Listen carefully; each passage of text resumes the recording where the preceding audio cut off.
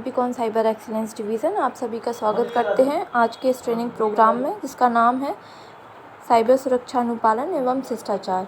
ये आप सभी का आज का पहला लेक्चर है। तो चलिए हम शुरू करते हैं आज का पहला लेक्चर।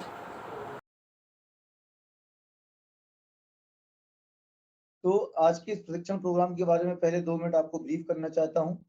जैसा कि आपको इस प्रशिक्षण प्रोग्राम के टाइटल से स्पष्ट हो रहा है, इसका नाम है साइबर सुरक्षा अनुपालन और शिष्टाचार।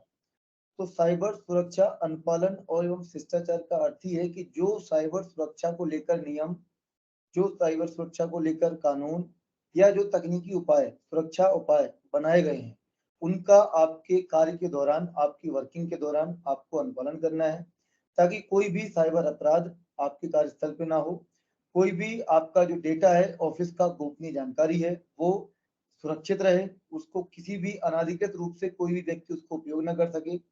और हमें भी ये ध्यान रखना है कि उसको सुरक्षा को लेकर हमारी क्या जिम्मेदारी है।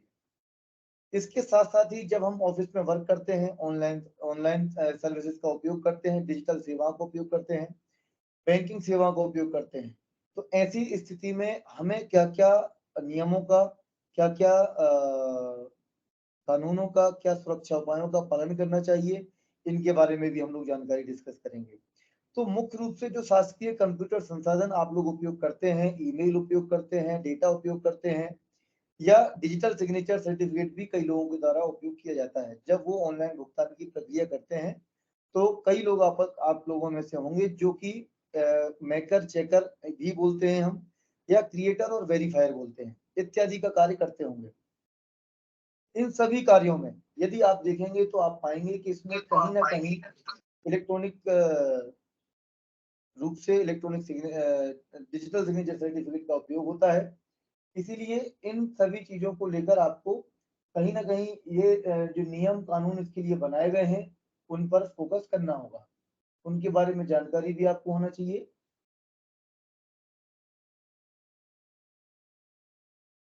तो इन सभी विषयों को इस प्रशिक्षण प्रोग्राम में शामिल किया गया है। प्रशिक्षण प्रारंभ करने से पहले मैं आपको एक जानकारी देना चाहता हूँ। जब कल मुझे काफी लोगों ने प्रश्न पूछे, मैडम ने भी बताया है अभी, कि यदि जो 2 घंटे आपको यहाँ पे दिए जा रहे हैं, आज का लेक्चर आपका लेट हो गया क्योंकि पहला दिन था, तो इसमें काफी लोग, हम लोग सोचते हैं जो भी काफी लोगों को टेक्निकल प्रॉब्लम आती है, तो उनको प्रॉब्लम नहीं आए और वो प्रॉपरली कनेक्ट हो पाए, इसलिए हम लोग थोड़ा समय देते हैं आज के लेक्चर में। कल से जो आपका लेक्चर है वो बिल्कुल सही समय पे प्रारंभ होगा। इसके साथ ही काफी लोगों का ये क्वेश्चन आया था कि हम अगर जिस वक्त ट्रेनिंग लेंगे उस वक्त हमारे कॉलेज में, स्कूल में उपस्थित नहीं होंगे, तो उसमें क्या होगा। तो ये एक लेटर आपको लोक शिक्षण संचालनालय के द्वारा जारी किया गया था समस्त जिला शिक्षा अधिकारियों को, जिसमें नीचे स्पष्ट रूप से लिखा हुआ है कि आपके जिला अंतर्गत शालाओं में कार्यरत आउटसोर्स कंप्यूटर ऑपरेटर की उक्त प्रशिक्षण में सम्मिलित होने हेतु निर्देशित करें। उक्त प्रशिक्षण 8 दिवसीय है, जो प्रत्येक दिवस 2 घंटे की अवधि का होगा।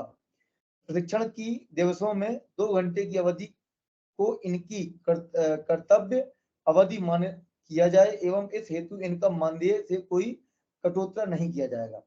तो आप ये जो आदेश है ये अपने स्कूल में दिखा सकते हैं, यदि किसी को प्रॉब्लम आती है प्रशिक्षण में भाग लेने में, तो इसमें आपको सहायता मिलेगी। अब हम आज का प्रशिक्षण चालू करेंगे, और कोई अन्य प्रश्न आपके होंगे तो वो भी हम इस प्रशिक्षण के कंप्लीट होने के बाद में ले लेंगे। जैसा कि मैडम ने बताया आपको, प्रशिक्षण के दौरान आप लोग अपना माइक म्यूट रखेंगे। प्रशिक्षण पूर्ण होने पे मैं आपसे प्रश्नों के लिए समय लूंगा और उसमें जो भी आपके प्रश्न होंगे हम आपसे उसका आंसर देंगे। साथ ही साथ में जितने भी आप प्रश्न पूछेंगे सभी के प्रश्न लिए जाएंगे, चाहे भले ही हमें कितना भी समय लग जाए, इसलिए हम 1 बाय 1 प्रश्न लेंगे।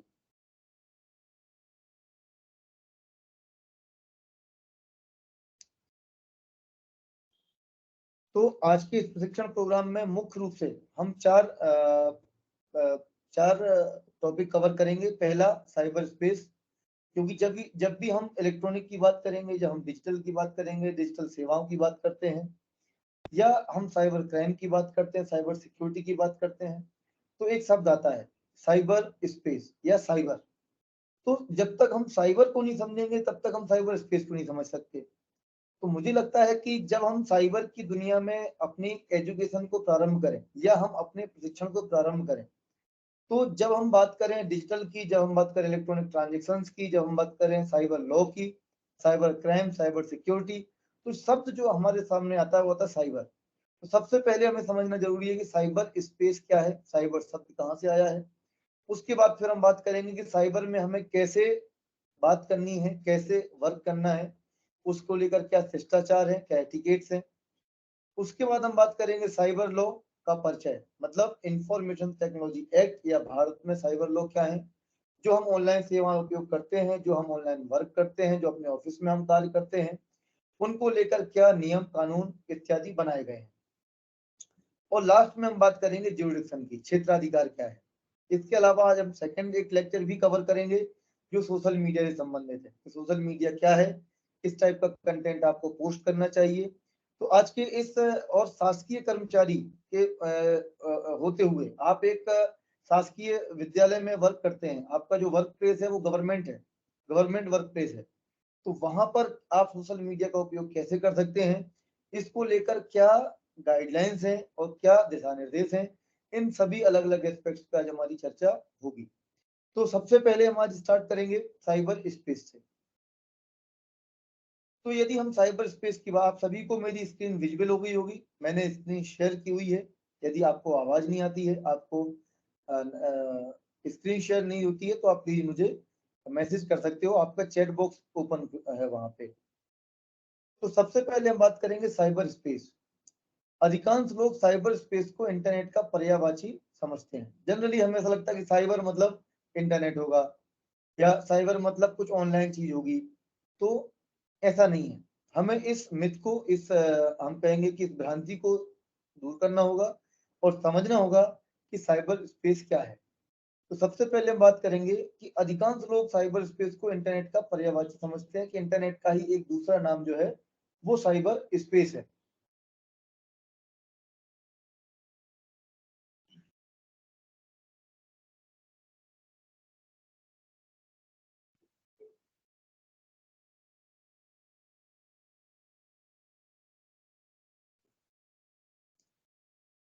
हालांकि ये धारणा गलत है, क्योंकि साइबर स्पेस का अपना स्वतंत्र अस्तित्व है। साइबर स्पेस इंटरनेट का, साइबर इस इंटरनेट का पार्ट नहीं हो सकता है, क्योंकि इंटरनेट साइबर स्पेस का पार्ट या साइबर स्पेस का हम एक एक फंक्शन कह सकते हैं। तो हम बेसिकली साइबर स्पेस किसको कहेंगे, आपकी नजरों में साइबर स्पेस क्या होगा। तो साइबर स्पेस एक ग्लोबल या वर्चुअल या इलेक्ट्रॉनिक स्पेस जिसको हम कहेंगे। तो इंटरनेट संचार नेटवर्क, मतलब कम्युनिकेशन नेटवर्क, इलेक्ट्रॉनिक मीडिया और अन्य डिजिटल डिवाइसेस के साथ जुड़े कंप्यूटरों द्वारा निर्मित एक electronic space. It means when computers connected together and with internet, with communication network and other electronic devices. तो ये जो स्पेस बनता है, ये दुनिया बनती है, उसको हम कहते हैं साइबर स्पेस। अब अगर आपका मोबाइल फोन है और वो दूसरे मोबाइल फोन से कम्युनिकेट करता है वाया ब्लूटूथ, तो यहाँ इंटरनेट की आवश्यकता नहीं होगी, पर फिर भी ये एलिमेंट साइबर स्पेस के कहलाएंगे, क्योंकि वो आपस में कम्युनिकेशन करते हैं, जुड़े हुए हैं नेटवर्क से। तो यदि हम बात करें कि साइबर स्पेस में क्या क्या आएगा, तो आप देखेंगे मैंने लेफ्ट साइड में लिखा हुआ है साइबर स्पेस के जो कंपोनेंट होंगे वो हैं computer network, data storage device, internet, website, email, electronic device, cell phone, ATM machine इत्यादि। तो ये सभी जो उपकरण हैं ये साइबर स्पेस के पार्ट हैं। अब आप एक बार सोच कर देखिए, जब आप सुबह जागते हो और रात में सोते हो, इसके बीच में जो आप वर्क करते हो, सबसे पहले मोबाइल फोन देखते हैं। आप सभी लोगों में लगभग 200 लोग कनेक्टेड हैं। आप सभी लोगों में ऐसा कोई नहीं होगा जो मोबाइल फोन उपयोग नहीं करता होगा। बहुत कम लोग होंगे जो सुबह जागते ही सबसे पहले मोबाइल फोन देखते होंगे। बहुत कम लोग होंगे जो दिन में कम से कम एक बार, मुझे लगता है, यूपीआई ट्रांजेक्शन नहीं करते होंगे। हम सभी करते हैं। फिर उसी प्रकार से बहुत लोग होंगे जो ऑनलाइन ऑर्डर भी प्लेस करते होंगे, ईमेल भी उपयोग करते होंगे, अपने ऑफिस में जाकर कंप्यूटर पर भी कार्य करते होंगे, कंप्यूटर से भी कुछ ईमेल करते होंगे या व्हाट्सएप कनेक्ट करते होंगे, आपके जो मोबाइल फोन में व्हाट्सएप है उसको अपने से करते होंगे। तो यहाँ कहने का मतलब ये है कि चाहे वो हमारे व्यक्तिगत वर्क हो या हमारे प्रोफेशनल वर्क हो, दोनों ही स्थिति में हम साइबर स्पेस के अलग अलग कंपोनेंट्स को, अलग अलग सर्विसेज को उपयोग करते हैं। ऐसी स्थिति में जब हम सुबह से शाम तक कोई चीज उपयोग करें तो मुझे ऐसा लगता है कि हमें उसके सही गलत, नियम कानून, अपराध सुरक्षा, इन सभी तथ्यों के बारे में जानकारी प्राप्त होना चाहिए। जैसे आप गाड़ी लेते हो, आप कार लेते हो, तो आप उसके बारे में समझते हो कि भाई इसका लाइसेंस कौन सा बनेगा, इसका रजिस्ट्रेशन कहाँ से होगा, इसका बीमा कराना कंपलसरी है, इसका फर्स्ट पार्टी बीमा होता है, थर्ड पार्टी बीमा होता है, दोनों में क्या डिफरेंस है, वारंटी कितनी ईयर की होगी, वगैरह वगैरह। इसी प्रकार से जब आप कोई अन्य कोई सामान खरीदते हो या कोई ऐसी सर्विस लेते हो जिसके बारे में भी आपको जानकारी लेनी होती है, वही चीज है कि यदि हम बात करते हैं कि आप एटीएम कार्ड उपयोग करते हो, सभी लोग उपयोग करते हो, तो आपको एक बेसिक जानकारी हो कि आप में एटीएम कार्ड के संबंधित नियम क्या हैं। जैसे आपको अपना पिन किसी को नहीं बताना है, आप अपना एटीएम कार्ड कभी भी किसी को उपयोग करने ना दे, ये बैंक कहता है। बैंक का स्पष्ट नियम है कि आपका एटीएम कार्ड आपको उपयोग करना है। यदि आप किसी और को उपयोग करने देते हो और फ्रॉड हो जाता है या गलत हो जाता है तो उसकी जिम्मेदारी बैंक की नहीं होगी। जैसे आप सिम कार्ड परचेज करते हो तो सिम कार्ड के ऊपर लिखा रहता है the SIM card, this SIM card is not transferable, मतलब आपने ली है तो केवल आप ही उपयोग करोगे। अब कई बार ऐसा होता है कि हम अपने नाम पे सिम लेते हैं तो पापा को दे देते हैं, मम्मी को दे देते हैं, भाई को दे देते हैं, दोस्त को दे देते हैं, रिश्तेदार को दे देते हैं। इसमें सामान्य समस्या कुछ भी नहीं है, लेकिन समस्या भी है। क्या समस्या है? एक केस मेरे पास आया, एक नेट बैंकिंग फ्रॉड हुआ। आपको जानकारी दी होगी मैडम ने, मैं साइबर लॉ एक्सपर्ट के रूप में काम करता हूँ और मैं अलग अलग विभागों के लिए साइबर क्राइम इन्वेस्टिगेशन के ऊपर पुलिस और एडवोकेट्स के लिए ट्रेनिंग करता हूँ। उसी प्रकार बैंक ऑफिसर्स के लिए ट्रेनिंग करता हूँ, आज आपके लिए ट्रेनिंग हो रही है। तो इसी प्रकार में जो बैंकिंग फ्रॉड के केस होते हैं, किसी के रुपए चले जाते हैं, किसी का कंप्यूटर हैक हो जाता है, किसी का मोबाइल हैक हो जाता है, किसी का इनकम टैक्स अकाउंट हैक हो जाता है, तो इसके केस भी प्रस्तुत करता हूँ। एक इसकी स्पेशल कोर्ट होती है, the court of adjudicating officer under IT act, ये साइबर कोर्ट कहलाती है। इसके बारे में आगे हम चर्चा भी करेंगे विस्तार से। आज हमारा विषय कुछ और है। आज हमारा विषय है सिर्फ परिचय। आज हम अलग अलग चीजों का परिचय लेंगे, समझेंगे कि आखिर साइबर की दुनिया में हमें क्या क्या पता होना चाहिए। तो एक फ्रॉड हुआ, लगभग 44 लाख रुपए का नेट बैंकिंग फ्रॉड हुआ, जिसमें जिसका अकाउंट था उस व्यक्ति की जो रजिस्टर्ड मोबाइल नंबर की सिम थी वो किसी के द्वारा डुप्लीकेट इशू करा ली गई। अब डुप्लीकेट सिम पर ओटीपी आया, उस ओटीपी का उपयोग करके 44 लाख रुपए निकल गए, उसकी नेट बैंकिंग हैक हो गई। अब यहाँ पे आइडिया कंपनी की सिम थी। आइडिया का कहना ये था जो व्यक्ति था जिसका अकाउंट था वो सिम उपयोग करता था अपने, उनके यहाँ एक प्यून हुआ करता था। वो प्यून उनके यहाँ लगभग 20 साल पहले काम करता था। उसने उनको सिम खरीद के दे दी और वो सिम वो उपयोग करने लगे। जनरली ऐसा होता है कि आदमी जा नहीं पाता है, मम्मी पापा जा नहीं पाते, तो हम जाते हैं खरीद के ले आते हैं, उनको दे देते हैं। अब 20 साल बाद ये फ्रॉड हुआ, तो आइडिया ने उसमें कहा कि जो हमारी सिम थी वो हमने दी थी एक्स पर्सन को, और वो एक्स पर्सन को नुकसान ही नहीं हुआ, और वो एक्स पर्सन इस केस में शिकायत करता भी नहीं है। इसीलिए हम बिल्कुल भी नुकसान की भरपाई करने के लिए जिम्मेदार नहीं होंगे, क्योंकि हमारी कंडीशन है कि जो सिम हम देते हैं ना वो उसी व्यक्ति के लिए देते हैं जिस व्यक्ति के वो नाम पे होती है। आप उसको परिवर्तन नहीं कर सकते। तो ये बहुत बेसिक चीजें रहती हैं जो हमें पता होना चाहिए। हमें लगता है यार ऐसा तो होता नहीं है, ये सर क्या बोल रहे हैं, पर ये बड़ी समस्या होती है जब कभी आप के साथ कोई लीगल प्रॉब्लम होती है। इसीलिए जो भी सेवा आप लें ऑनलाइन, जो भी सर्विस लें आप ऑनलाइन, जो भी कंप्यूटर या कंपोनेंट उपयोग करें आप ऑनलाइन, उन सभी के बारे में हमें बेसिक जानकारी होना चाहिए, ताकि यदि कभी कोई गलत चीज हो तो उसके बारे में आपको पता था, आप अवेयर हो कि क्या गलत हुआ क्या सही हुआ और क्या आपको करना है क्या आपको नहीं करना है। तो इस ट्रेनिंग प्रोग्राम का भी यही उद्देश्य है कि इस ट्रेनिंग प्रोग्राम के माध्यम से आपको जानकारी मिले कि आपको आपके कार्य के दौरान, आपके ऑफिस में कार्य करने के दौरान या ऑनलाइन सेवाएं लेने के दौरान क्या करना है क्या नहीं करना है, क्या सही है क्या गलत है, और इनको सुरक्षित कैसे उपयोग करेंगे, या हम इसके लिए सुरक्षा उपाय कौन कौन से होंगे। तो हम बात कर रहे थे साइबर स्पेस की।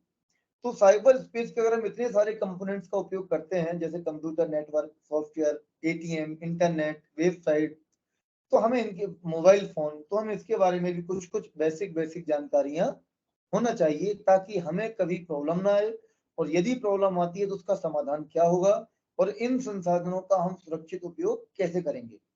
तो आई होप कि आपको साइबर स्पेस समझ में आया होगा, साइबर स्पेस के कंपोनेंट समझ में आए होंगे। अब हम बात करेंगे साइबर स्पेस के अगले पार्ट पे। तो ये एक इमेज है साइबर स्पेस की। आप इस इमेज के थ्रू भी समझ सकते हो कि इसमें मैंने एक इंटरनेट बनाया हुआ है, नीचे सैटेलाइट कम्युनिकेशन है, फिर ऊपर कंप्यूटर है, डिजिटल वॉच है, लैपटॉप है, मोबाइल है। ये सभी मिलकर जब आपस में कम्युनिकेट करते हैं या वर्क करते हैं, तो ये आपके साइबर स्पेस के पार्ट कहलाते हैं, साइबर स्पेस कहलाता है। तो सामान्य शब्दों में अगर हम कहें, अभी तो एक टेक्निकल हम बात कर रहे थे, अब सामान्य शब्दों में अगर हम कहें, तो साइबर स्पेस उपयोगकर्ता को जानकारी साझा करने या किसी को संदेश भेजने, बातचीत करने या ऑफलाइन संचार करने, अपने विचारों की अदला बदली करने, व्यवसाय करने या इलेक्ट्रॉनिक ट्रांजैक्शन करने, सोशल मीडिया प्लेटफॉर्म्स पर आपस में विचार शेयर करने का एक प्लेटफॉर्म या इलेक्ट्रॉनिक मंच या वर्चुअल प्लेटफॉर्म हम कह सकते हैं, होता है। तो मुझे लगता है कि साइबर स्पेस का क्या है, क्या इसका एग्जिस्टेंस है, इसके बारे में हम समझ चुके हैं। चूंकि ये नवीन एवं डिजिटल सामाजिक प्रथाओं को जन्म दिया है, इसने साइबर स्पेस ने नई सोसाइटी को जन्म दिया है, नए कल्चर को जन्म दिया है। जैसे पहले आपने कभी नहीं सुना होगा कि ऑनलाइन ट्रेनिंग होती है, आज हो रही है। आप हम पहले नहीं सुनते थे कि ऑनलाइन रुपए कहीं से ट्रांसफर हो जाएंगे, आज होते हैं। पहले मनी ऑर्डर करना होता था। आपने कोर्ट की सुनवाई ऑनलाइन नहीं सुनी होगी, आजकल कोर्ट की सुनवाई भी ऑनलाइन होती है। तो इन सभी चीजों को जो एक मिलाकर ना एक डिजिटल सोसाइटी बन गई। आम सोसाइटी में अपराध की सुनवाई होती थी फिजिकल, अब डिजिटल होने लगी। ट्रेनिंग होती थी फिजिकल, डिजिटल होने लगी। इवन आजकल तो लोग शादियां या एंगेजमेंट भी ऑनलाइन, मीटिंग्स ऑनलाइन कर लेते हैं। आप ऑनलाइन दोस्त बनाते हैं। पर कुछ चीजों में हमें ऑनलाइन में भी सीमित रहना चाहिए। हम सब कुछ ऑनलाइन नहीं कर सकते हैं। जैसे कई बार लोग ऑनलाइन ऐसी गतिविधियां भी करते हैं जो गलत होती हैं। तो जहां इसने सुविधा दी है, एक नई सोसाइटी को जन्म दिया है, और आपको पता है कि जब कोई सोसाइटी बनती है, कोई समाज बनता है, उसमें अपराध भी होते हैं, उसमें इलीगल चीजें भी होती हैं, उसमें ऐसी चीजें होती हैं जो हमारे समाज के लिए, हमारे शासन के लिए, हमारी सरकार के लिए, हमारे देश के लिए नुकसानदायक हो सकता है। तो हमें दोनों पहलू, हर सिक्के के दो पहलू होते हैं जिसमें हमें विचार करना है। तो हम बात करेंगे कि स्क्रीन दिख रही होगी आपको, साइबर स्पेस की समस्या। मैंने इसको एक इमेज के थ्रू एक्सप्लेन करने की कोशिश की है। तो नीचे एक मैसेज लिखा हुआ है, on the internet nobody knows you are a dog. एक डॉग दूसरे डॉग से कहता है कि इंटरनेट पर कोई नहीं जानता, या साइबर स्पेस में कोई नहीं जानता कि मैं कौन हूं। इसलिए मैं किसी भी व्यक्ति से कंप्यूटर के माध्यम से कम्युनिकेशन कर सकता हूं, किसी भी रूप में। आपने घटनाएं भी सुनी होंगी, बहुत सारी इलीगल घटनाएं सुनी होंगी, जिसमें ये आप अभी पाएंगे भी। तो मुख्य रूप से dark side of cyber space जिसको हम कहें, या जिसको कहें कि एक अवैध पहलू या डार्क साइड, जिसको बोलते हम कि गलत चीजें क्या हैं। तो किसी भी अन्य स्थान की तरह साइबर स्पेस का भी सोशल साइबर अपराधियों द्वारा दुरुपयोग किया जाता है। सबसे पहले साइबर क्राइम बढ़ने के मुख्य कारण, साइबर स्पेस एक ऐसी चीज हो गई जहां पे लोग एक दूसरे को पहचानते नहीं है, या ट्रेसिंग थोड़ा सा मुश्किल होती है, सीमा नहीं है इसकी। कोई व्यक्ति झारखंड में बैठा हुआ है, राजस्थान में बैठा हुआ है, वो आपको टारगेट कर लेता है, आपका दोस्त बन जाता है, आपके अकाउंट से रुपए ट्रांसफर करवाता है। जो बात करता है राजस्थान से और अकाउंट रहता है बेंगलोर में, जहाँ रुपए ट्रांसफर कराता है। अच्छा, तो अभी मैंने कहा आपसे एनोनिमिटी या गुमनामी। आपने सुना होगा आजकल बहुत सारे मामले आते हैं सेक्सटॉर्शन के। सेक्सटॉर्शन का मतलब होता है कि आपको एक अननोन नंबर से रिक्वेस्ट आती है, खूबसूरत से कोई लड़की होती है जो आपको रिक्वेस्ट भेजती है, और फिर वो आपको एक वीडियो चैट दिखाते हैं। आपको पहले दोस्ती करते हैं, कन्विंस करते हैं, उस वीडियो चैट के माध्यम से आपको, अब आपको नहीं पता कि वो रियल वीडियो है, वो रियल फीमेल है, लड़की है, या वो वीडियो चला रहा है अपने, एक कैमरा आगे करता है और दूसरे कैमरे में वीडियो चला देता है। आपको लेकिन क्या दिखता है, कोई लड़की है, जबकि वो कौन है, एक लड़का है जो वीडियो चला रहा है। और उसमें आपके न्यूड चैटिंग करता है, फिर आपसे भी न्यूड चैटिंग करने का कहता है, फिर आप उसमें शामिल हो जाते हो। और फिर उसके बाद में वो ब्लैकमेल करना शुरू करता है कि ये वीडियो मैं आपको शेयर कर दूंगा आपके दोस्तों को, अन्यथा आप मुझे इतने रुपए दो। कहने का मतलब सबसे बड़ी बात यह है कि आप फेसबुक पे किससे जुड़ रहे हो आपको नहीं पता। अभी ट्रेनिंग हो रही है, लाइव हो रही है, इसलिए आप पहचान पा रहे हो कि मैं यशदीप हूँ और मैं ट्रेनिंग दे रहा हूँ। अगर ये लाइव नहीं होती, ये रिकॉर्डेड सेशन होता, तो आप नहीं कह सकते थे भाई कौन है पीछे, मैं अपना वॉइस चालू रखूं, फेस बंद कर दूं, आप नहीं पहचान पाओगे कौन है। आपने नाम गलत डाल दिया, आपने मोबाइल नंबर गलत डाल दिया, तो भी बड़ी मुश्किल होगी।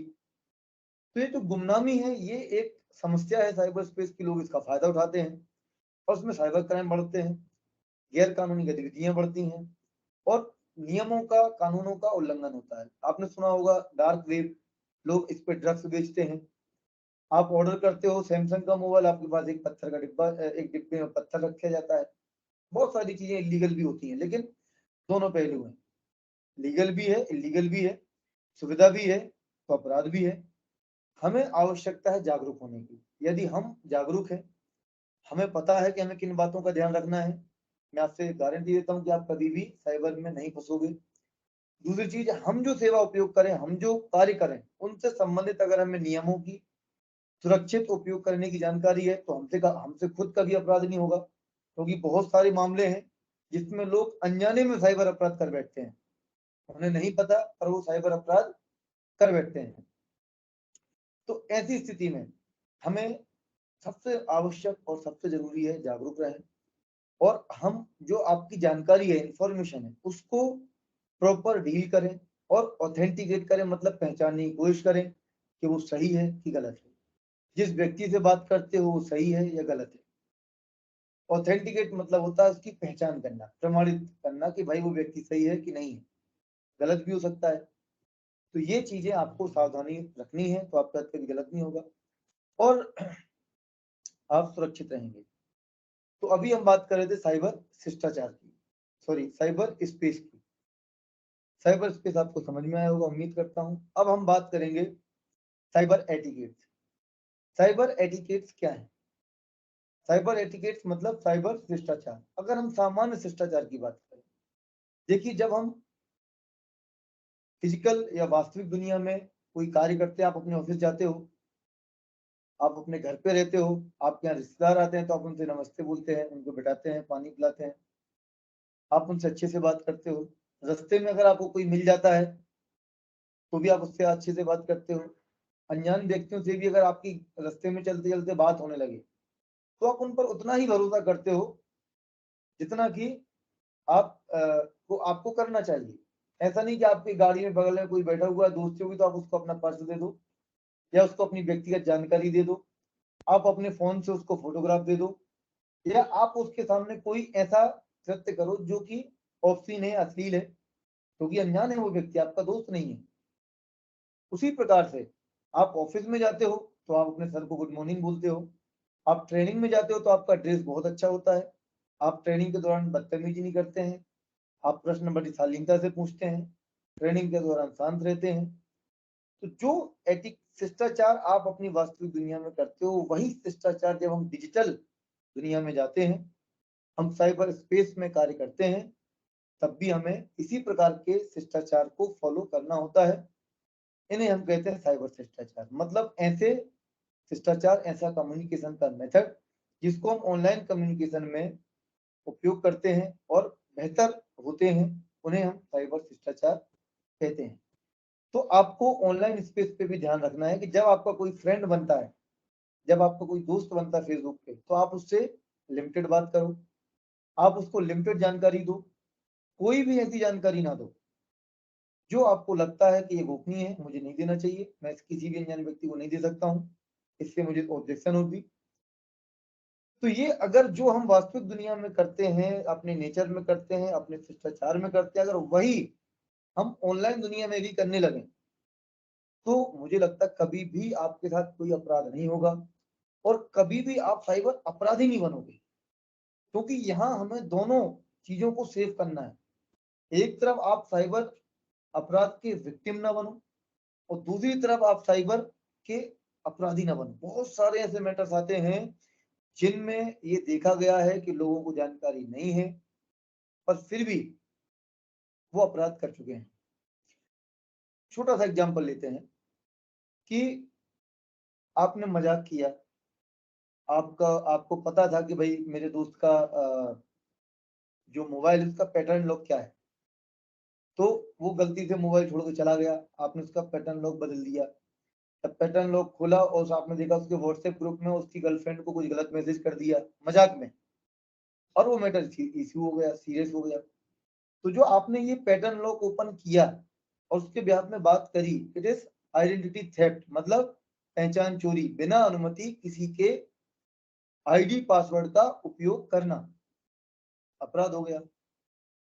गंभीर अपराध हो जाएगा, उसमें कोई गंभीर घटना घटित हो गई, कुछ गलत हो गया, तो आप उसमें आरोपी बन जाएंगे, पुलिस आपको उसमें आरोपी बनाएगी अगर रिपोर्टिंग हो जाएगी तो ये जानना बहुत जरूरी है कि कौन सी एक्टिविटीज गलत हो जाती हैं। जैसे आप अपने ऑफिस में हो, आप डेली देखते हो, आप सर बोलते हैं यार ये जरा ये मेल कर दे भाई, मेल ड्राफ्ट कर दे, बना दे, आईडी पासवर्ड भी आपको बता दिया या आपने देख लिया क्योंकि आप ही मेल करते हो।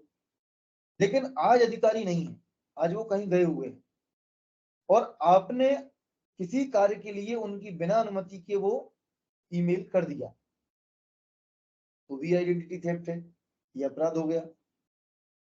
या आपने उनके कंप्यूटर को एक्सेस कर लिया, आज वो ऑफिस में नहीं है, आज वो केबिन में नहीं है, आपने उनके कंप्यूटर को उपयोग किया, उसमें से कुछ डेटा कॉपी किया, रोज करते हो पर उनके कहने पे करते हो, आज किया जब वो नहीं है, तो अपराध हो जाएगा।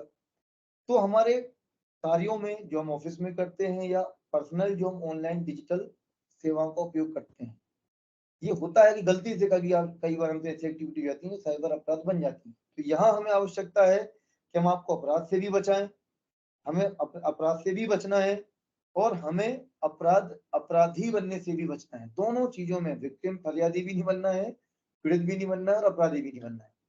तो इसके लिए जरूरी है कि हम समझें साइबर शिष्टाचार क्या होता है।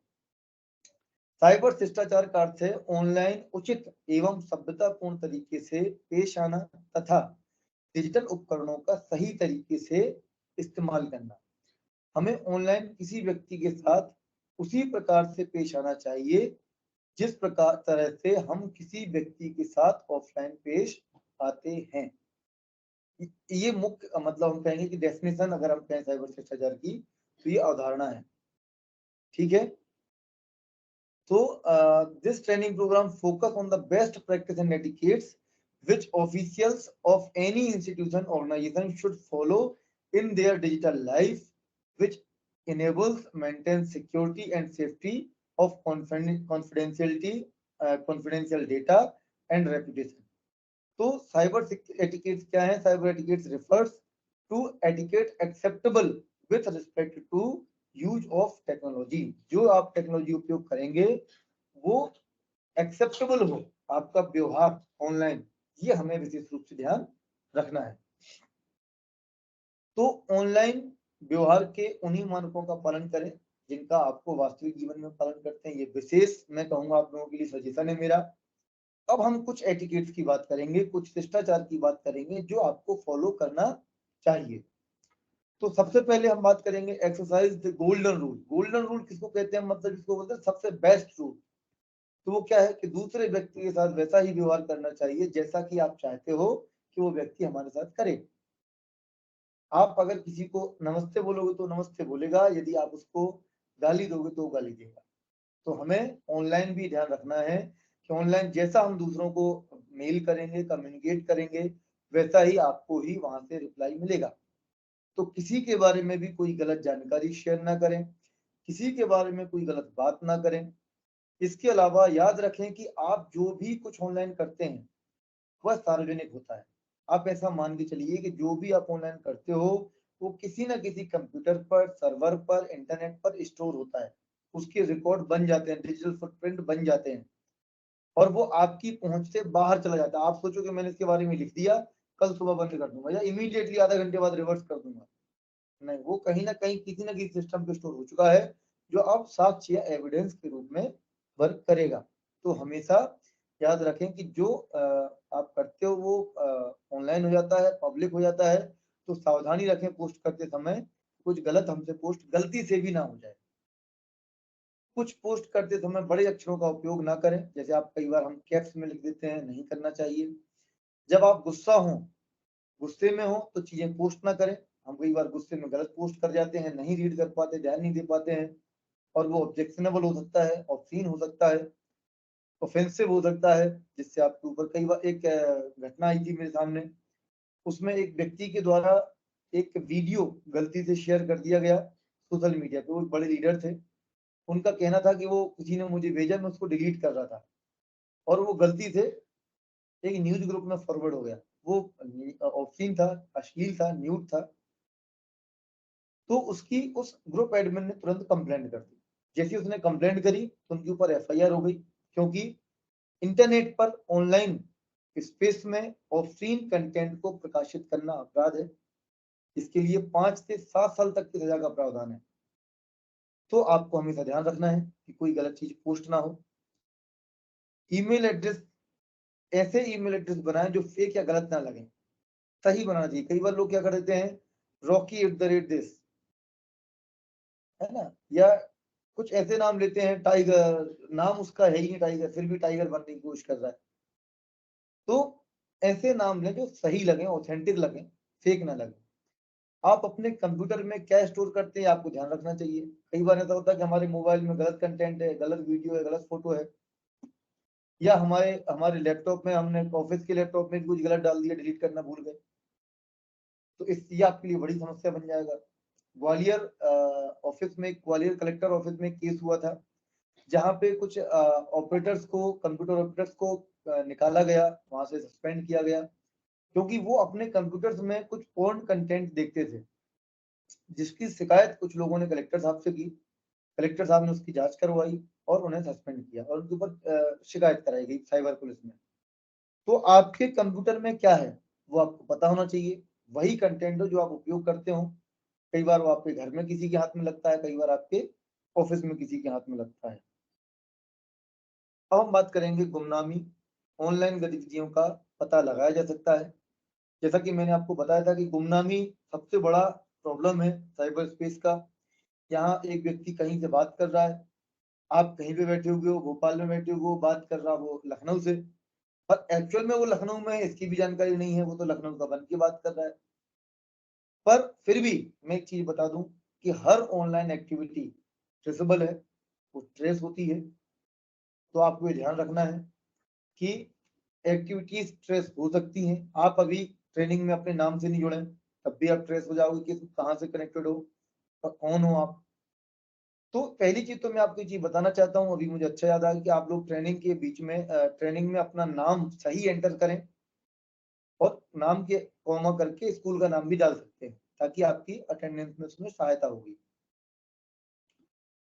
तो अपनी और दूसरों की तस्वीरें तब तक पोस्ट ना करें जब तक कि आप उन्हें हर किसी को द्वारा साझा किए जाने पर आपत्ति ना करें।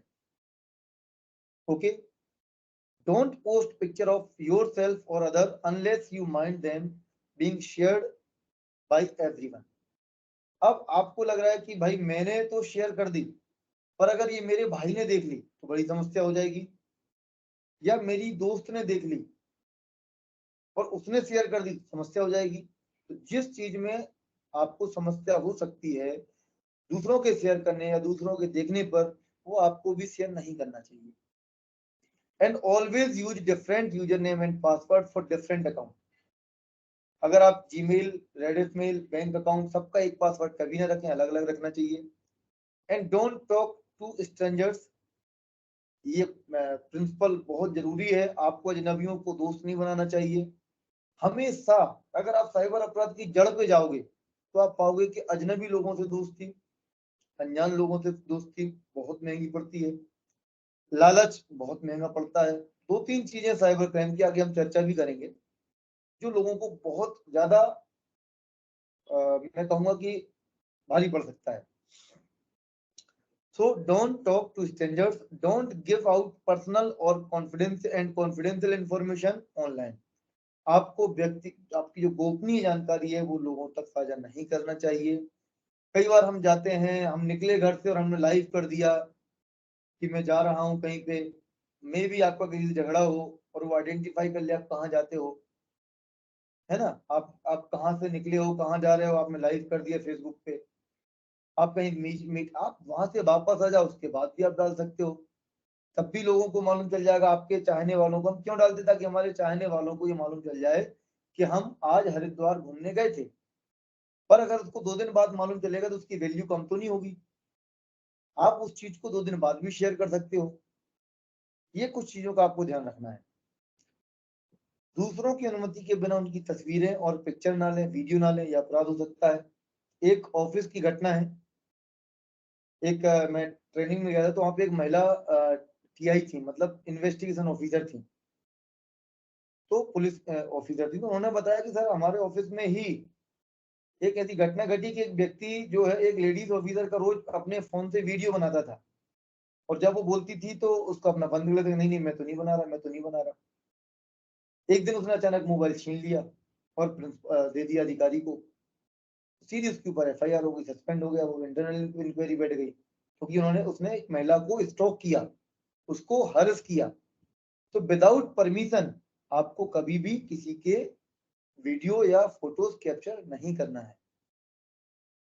अब सेक्सटिंग के जरिए फ्लर्ट करना, किसी को भी अपने खुद के फोटोग्राफ, गलत या न्यूड फोटोग्राफ ना भेजें, इसमें आप सेक्सटॉर्शन का शिकार हो सकते हो। अपने बारे में कोई भी गलत जानकारी ऑनलाइन साझा ना करें। Never don't leave inaccurate information online about yourself. हमेशा अपनी सही जानकारी दें। ऐसा क्यों? ऐसा इसलिए क्योंकि ऑनलाइन स्पेस में जब आप गलत जानकारी देते हो, इसका मतलब यह है कि आप फर्जी या फेक इलेक्ट्रॉनिक रिकॉर्ड क्रिएट कर रहे हैं। और फेक इलेक्ट्रॉनिक या जन सामान्य दस्तावेज, फर्जी दस्तावेज क्रिएट करना गंभीर अपराध होता है। It is serious offence to create a fake document in physical form, whether in physical form और इलेक्ट्रॉनिक फॉर्म। सो हमें कभी भी नहीं करना चाहिए। अपने और अपने प्रोफेशन के बारे में सही जानकारी दें, पूरा प्रोफाइल भरें, असली नाम, असली तस्वीर उपयोग करें, क्योंकि ऐसा फर्जी रिकॉर्ड बनाने पे आप एक गलत आइडेंटिटी क्रिएट करते हो, जिसको हम बोलते हैं प्रतिरूपण। जैसे हम बचपन में सुनते थे ना कि एक बाबा आया और बाबा ने क्या किया कि बच्चे दाढ़ी लगा के आए, कुछ लोग बाबा बनकर एक बच्चे को उठा के ले गए। तो जो दाढ़ी रखते हैं ना वो लोग बनाते हैं, वो प्रतिरूपण कहलाता है। मास्क लगाना प्रतिरूपण गंभीर अपराध है, क्योंकि वो एक फर्जी फेक आइडेंटिटी बनाता है जो अपराधी होता है। ऐसी स्थिति में आपको भी ये ध्यान रखना है कि आप कोई भी गलत आइडेंटिटी नहीं बनाओ। ऑनलाइन डिजिटल अजनबियों से संपर्क ना करें और ना ही उनसे सोशल मीडिया साइट पर दोस्ती करें। साइबर अपराधी फर्जी प्रोफाइल एवं कॉल के माध्यम से लोगों को सेक्सटॉर्शन का शिकार बना सकते हैं। इसलिए आपको केवल जेन्युइन लोगों के साथ ही बात करना चाहिए, आपके परिचितों के साथ व्यवहार बनाना चाहिए। अगर कोई आपका दोस्त नहीं बनना चाहता है तो उनके फैसले को शालीनता से स्वीकार करें। अगर आप किसी को रिक्वेस्ट भेजते हो और वो मना कर रहा है, तो आपको उसको बार बार परेशान नहीं करना चाहिए। आप उसको स्वीकार करिए। उसको ये अधिकार है कि वो सिलेक्ट कर, ये चयन कर सके कि मुझे आपका दोस्त बनना कि नहीं बनना। आप अपने मान लीजिए ऑफिस में हो या क्लास में, आपका किसी लड़के को दोस्त बनाने के लिए बोलते, भाई मेरा दोस्त बन जा। अब वो मना कर रहा, तो क्या उसके पीछे पड़ जाओगे, तू मुझसे दोस्ती कर? नहीं। सेम बिहेवियर हमें ऑनलाइन भी फॉलो करना होता है। तो जब आप अत्यधिक थके हों, यात्रा करके आए हों, नशे में हों, क्रोधित हों, परेशान हों, तो कभी पोस्ट ना करें। वर्ड प्रोसेसिंग में दस्तावेज को टाइप करें जब आप कुछ पोस्ट करते हैं, ताकि उसमें कुछ ग्रामेटिकल एरर हो, कुछ टाइपिंग एरर हो, सेंटेंस फ्रेम नहीं हो रहा हो तो करेक्ट कर लें, ताकि आपका जो भी पोस्ट करो सही पोस्ट हो। किसी भी ऑनलाइन घटना के बारे में पर्याप्त जानकारी कलेक्ट कर उसके बाद ही पुलिस में शिकायत करें। फॉर एग्जाम्पल, जैसे कोई आपके साथ घटना घट गई, अब आप गए पुलिस के पास शिकायत करने, जब तक वो एविडेंस खत्म हो गया, जिस व्यक्ति ने वो पोस्ट डाली थी उसने डिलीट कर दी। तो पहले अगर कोई घटना ऐसी आपके साथ घटती है, जैसे मान लीजिए किसी खाते से रुपए निकल गए, तो पहले बेसिक जानकारी निकालिए कि वो यूपीआई से ट्रांजेक्शन हुआ है, बैंक जाइए कि यूपीआई से ट्रांजेक्शन हुआ, कि मोबाइल बैंकिंग से हुआ, कि नेट बैंकिंग से हुआ। फिर अकाउंट स्टेटमेंट लीजिए, फिर किस खाते में रुपए गया, मोड ऑफ ट्रांजेक्शन क्या था। ये बेसिक जानकारी कलेक्ट करने के बाद में शिकायत करेंगे तो आपकी शिकायत का जल्दी समाधान होगा। इसी प्रकार ऑनलाइन शिकायत हम करते हैं तो हमें ऑनलाइन में कोई सोशल मीडिया से संबंधित तो उसके आप स्क्रीनशॉट ले सकते हो। स्क्रीनशॉट जब लेंगे तो आपका उसमें यूआरएल आना चाहिए, पोस्ट का जो पोस्ट है जो प्रोफाइल उसका यूआरएल आना चाहिए, नहीं तो वो किसी काम की नहीं रहेगी। ऐसे कुछ चीजों का हमें ध्यान रखना चाहिए। अनजान कॉल, ईमेल या संदेश का जवाब ना दें और ना ही कोई जानकारी शेयर करें। वर्तमान में one time password, ATM card detail या ऐप इंस्टॉल करवाकर बैंक फ्रॉड की घटनाएं सामने आती हैं। तो किसी के कहने पे कोई जानकारी शेयर ना करें और किसी के कहने पे अपने मोबाइल फोन में कोई भी ऐप इंस्टॉल ना करें, कोई भी मैसेज ना करें। ये बैंक फ्रॉड का सबसे बड़ा कारण होता है। क्या आप रास्ते में जाओ और कोई आपसे बोले कि साहब मैं स्टेट बैंक का आईडी कार्ड लगा ले और बैठा हुआ है कि मैं स्टेट बैंक से हूँ, आपकी केवाईसी करना है, तो आप मान लोगे? आप बोलोगे नहीं, मैं बैंक जाकर करा दूंगा। फिर आप फोन पे कैसे दे सकते हो? रास्ते में कोई बोलेगा एक ऐप इंस्टॉल कर लो, आप नहीं करोगे, फिर आप फोन पे कैसे मान जाते हो? तो ये हमें चीजों को समझना होगा। कभी भी कोई ऐसी इंफॉर्मेशन शेयर ना करें जो आपको पता नहीं है कि वो सही है कि गलत है। यदि आप शेयर करोगे तो कई बार वो आपके लिए मुसीबत बन सकती है। आप एक जिम्मेदार कर्मचारी के रूप में एक शासकीय संस्थान में काम करते हो, तो जो पोस्ट है वो पोस्ट आपको देखना चाहिए कि ये सही है कि गलत है, ऑथेंटिक है कि ये फर्जी है। यदि आप फर्जी पोस्ट को शेयर करोगे तो वो आपके लिए मुसीबत बन सकती है या अपराध हो सकता है। मोरबी पुल आपने सुना होगा, गुजरात में गिरा था। मोरबी पुल गिरने के बाद प्रधानमंत्री नरेंद्र मोदी की मोरबी यात्रा के बारे में एक कथित फर्जी खबर का किसी के द्वारा समर्थन किया गया जो तृणमूल कांग्रेस का नेता था। वो फर्जी खबर थी, तो उसको पुलिस ने गिरफ्तार कर लिया। इसी प्रकार से ट्वीट के माध्यम से धार्मिक भावनाएं आहत करने के आरोप में ऑल्ट न्यूज के को फाउंडर मोहम्मद जुबैर को दिल्ली पुलिस ने गिरफ्तार कर लिया, क्योंकि वो धार्मिक भावनाएं आहत करने वाली थी, उसने शेयर कर दी। तो आपको भी जो कंटेंट शेयर करते हो, जो पोस्ट करते हो, वो बार बार सोचना है। अगर आपको मन से लग रहा है कि ये गलत हो सकता है तो आपको आवश्यकता नहीं कि आप उसको शेयर करो। तो ये हमारे दो टॉपिक अभी कवर हुए। ऐसे ही हम आज दो तीन और टॉपिक कवर करेंगे।